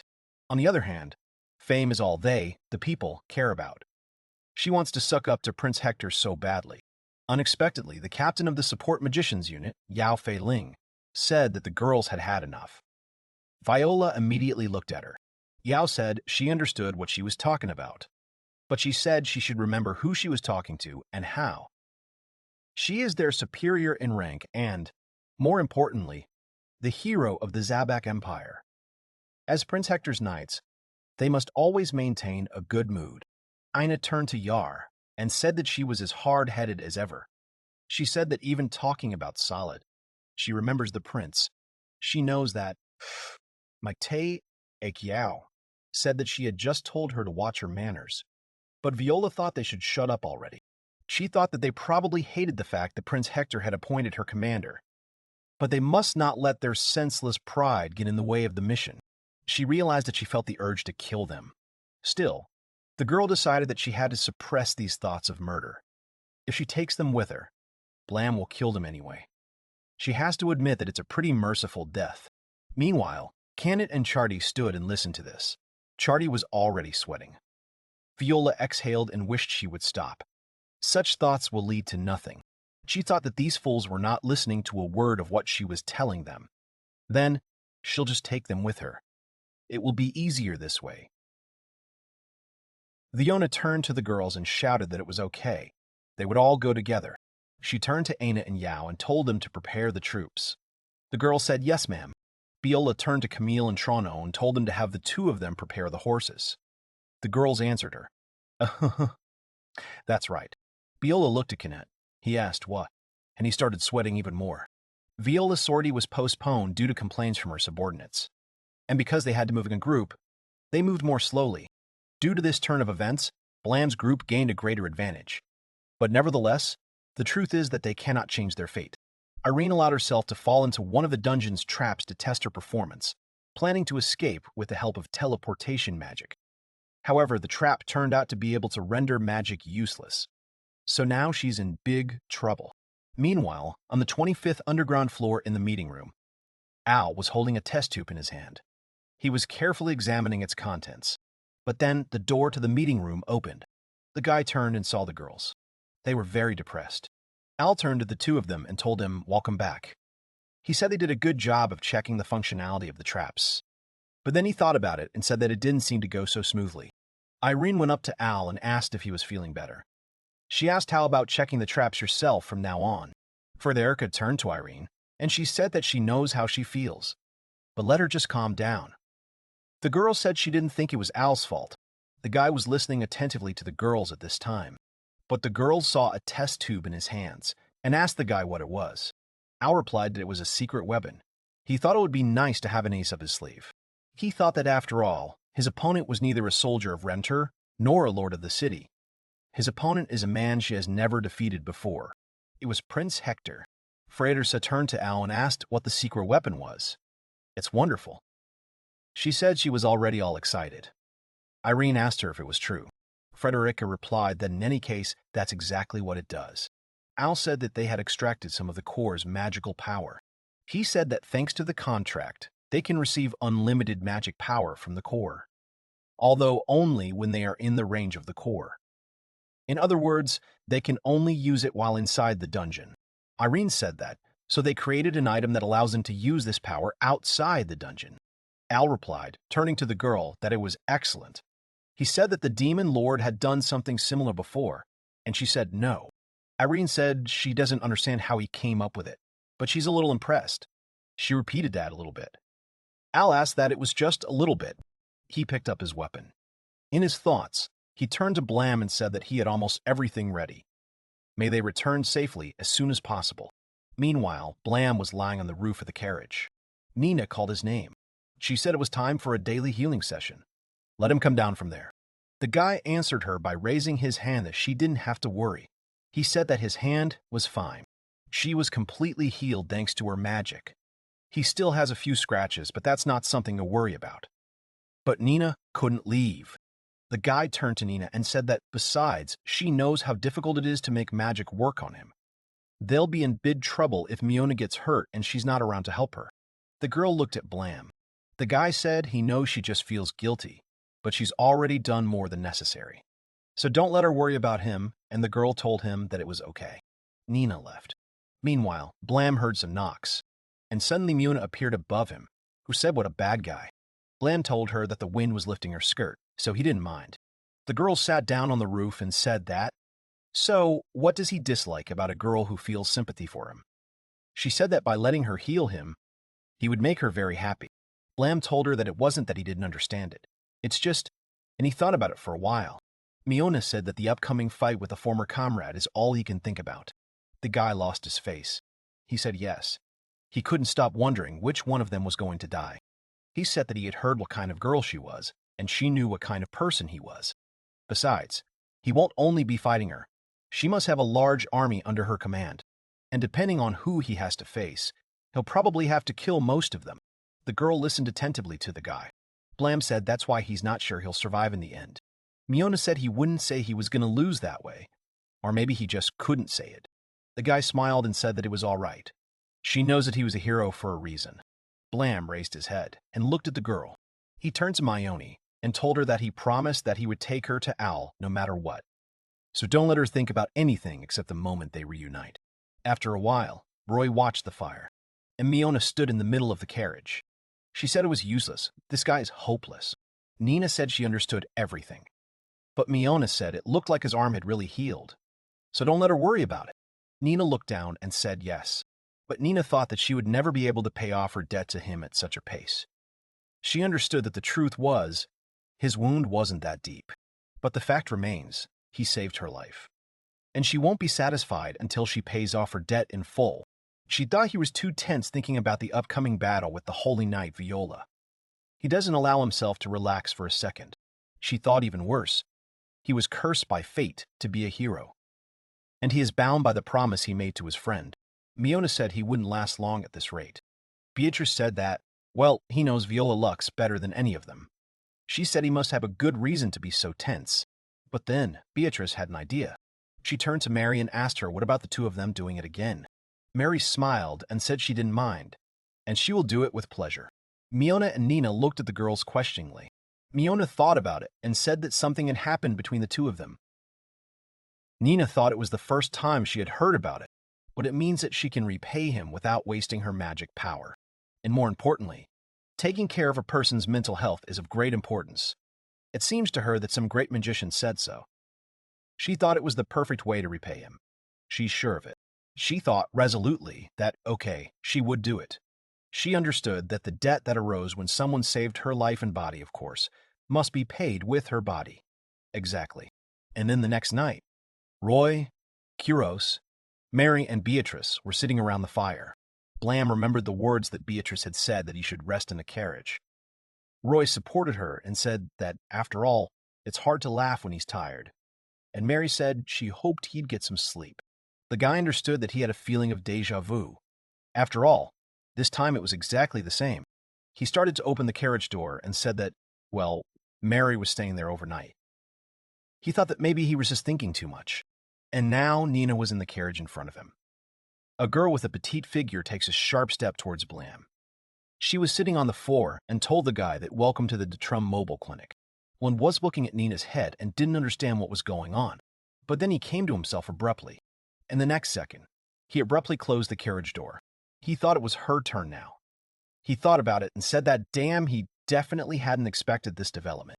The guy remembered her saying that welcome to the Detrum Mobile carriage. He thought about it and said that what if she still wanted to treat his wounds? He knew that at least it was worth listening to what she had to say.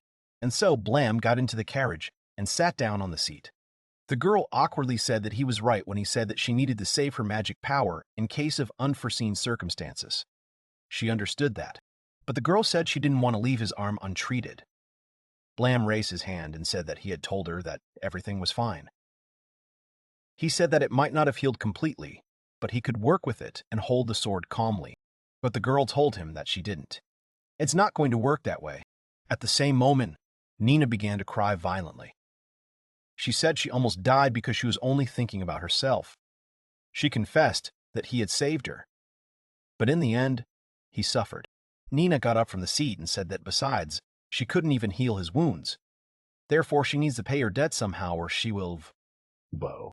And the girl took off her blouse and bared her body. She said that or she would. But she began to tremble violently. Blam thought he knew Nina was a reserved girl. And who would have thought that she would go so far? Blam exhaled. He said that, to be honest, he never thought this would happen. But if she wanted to stop, then let her just say it. And the guy said they both wouldn't have fun if one of them couldn't enjoy it. And Blam immediately wiped the tears from her eyes. The girl replied that she understood. She told him to come at her with everything she had. Blam replied to her that she had said it now, and he asked that she wanted to have another duel with the former hero. But the girl shouted that she didn't mean it. She asked that, to be honest. Why is he always so stupid? But the guys already started the process. They both enjoyed everything that was happening. Nina asked Blam what, so they're even now. Blam replied to her that yes, he was feeling much better. The girl replied that she was glad to hear that, and she lay down on his feet. Blam was smiling sweetly and looking at the girl. But then he turned to the window and asked if she would be peeking for a long time. Miona's head was sticking out of the window, and then the girl got into the carriage. She said that for his information she wasn't peeking. She said she was just looking out for him to protect her dear friend. Blam told her that then it meant she was following them. He said that, but if she was so worried, then she could have stopped her from the very beginning. Miona was upset. She said she respected Nina's feelings, and in the end, it was her idea. Not to mention that she's been worried about what happened for a long time. And Miona looked at Nina sweetly. She laughed a little and said she was over the moon. Miona thanked the guy for being kind to her best friend, but Blam asked not to mention it. He said he just slept with the girl, that's all. But Miona said that, still, she is sure that he has experienced this before, how the warm touch of another person's skin can relieve him of all worries. And Blam told her that yes, she was right. Blam asked what it was that Al had done for her, and the girl replied that yes. She said that despite this, she would hit him if he made her cry. She hovered over him and said that, more precisely, she would kill him. And she asked me to remember that. Blam said she was a very intimidating chick, but he asked her not to worry. He would be careful. And the girl answered him that it was good. She said that then she would go back to the others. But Blam stopped her and asked her to wait for her. He said he had had enough rest. He asked me to call Mary and Beatrice so that they could have a girls' tea party or something. He said that he was just not used to such warm communication. She realizes that he didn't know what to do with her if she stayed there. And so Blam got out of the carriage and went to the campfire. He thought he couldn't make her cry. He thinks that this is another reason to return safely. He feels like he's getting used to it. Kairos turned to Blam and asked him how the young lady was doing. And Blam answered him, which means they knew everything. Roy laughed and told him not to think badly. They were just worried about the two of them. It's not just a job anymore. Blam said, good God, let them mind their own business. He thought that now it wasn't just about the promise he had made to Al. And so, Roy laughed. The girls in the carriage were having a good time. Nina hugged a pillow, and Blam thought that if he fought her, one of them would die. But even so. And in the morning, Kairos went into the carriage and asked the girls if they were ready. But Beatrice told him to wait because Blam is still not there. Kairos realized that this guy was on the roof. He said he wanted to be alone to focus better. And after a while, when everyone gathered, they shouted that they were going. But they went without Blam. Blam hardened his resolve. The battle with Viola is approaching. Blam turned to Roy and Kairos. He said there was something he wanted to talk about. More precisely, he has a request for them. The guy started listening attentively. Blam said that he knows it will sound a little corny, but as men, he thinks they will understand him. And now a horse cart is driving along the road. Roy said there was one thing he really regretted. He never called him by his first name, and he always addressed himself by the title Ost Mil Mush Hero. Kuros listened to him attentively. He said yes, he feels the same way. He knows his hometown is quite close to the dungeon. When the demon lord was alive, they were constantly attacked by monsters, bandits who took advantage of the situation. It was a real chaos. And Kairos said that afterwards, this guy, Blam, saved them by defeating the demon lord. Roy noticed him. Kuros said he was very surprised when he introduced himself in the dungeon. He thought that it couldn't be that such a nasty guy was a hero. That's what he thought about then. And Roy said he understood. Kuros said he wanted to at least thank him for saving their town, but I couldn't tell him, and how sorry he is now. Roy said it looked like they were both full of regrets. Kuros answered him, actually. Exactly. Roy said the only thing they could do was respect his wishes, and Kairos replied that it was true. But Kairos got into the carriage. But then Mary asked Nina about how he took her virginity. But then Beatrice noticed him and said that he was just in time. She asked to call Blam. She said she wanted to hear his version. But Kairos got upset and said he apologized, His Highness. The girls immediately looked at him. He said he was not on board the carriage. Beatrice asked what? Kairos replied that this guy, Blam, he stayed to stop the Holy Night Viola. All the girls were shocked by this. Beatrice got up from her seat and asked about what was going on and what it meant. But Kairos just handed over the note. He said he asked me to give it to her. The girl immediately opened the letter. An apology was written there for leaving so suddenly. But as he already says, Viola won't let them escape, no matter what. And the only one who can stop her is him. They shouldn't take any chances. There's no other way out. Miona asked how he could do it alone. The guy turned to Mary and said that he liked her laugh.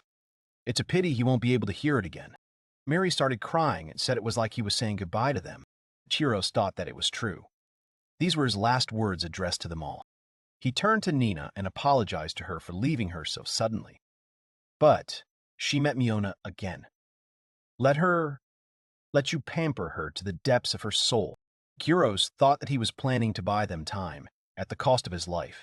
He told Beatrice that he had never met his mother, but he thought he understood what it was like to have someone who could take care of him. It wasn't that bad. And he thanked her. He told Mione to go to Ao. Her own family tried to kill her. Just let her forget about everything and be happy. She deserves it. Besides, she's confident that she can make Al happy. He's a capable guy, but his talents will one day be his undoing. He needs someone to support him. Let her take care of him. No one else can. And finally, he usually never says such a thing, even under threat of death. But since this is of course so, he said he liked him. The girl squeezed the letter and said they were bullying. She ordered Roy to turn around right now. She knows that he hears her. Roy. Kuros said it was useless. He will not go for giving the will of Blam. Beatrice was angry. She said he didn't understand. He's going to die and he doesn't care. Kuros shouted that, of course not. He said he considered him his friend, and I owe him a lot. But after these words that he said at the campfire, he said it was the first time he wanted to use his sword for someone else. So he asked to be allowed to save them. Kuros said he couldn't refuse. After his departure, the pain in my heart does not subside.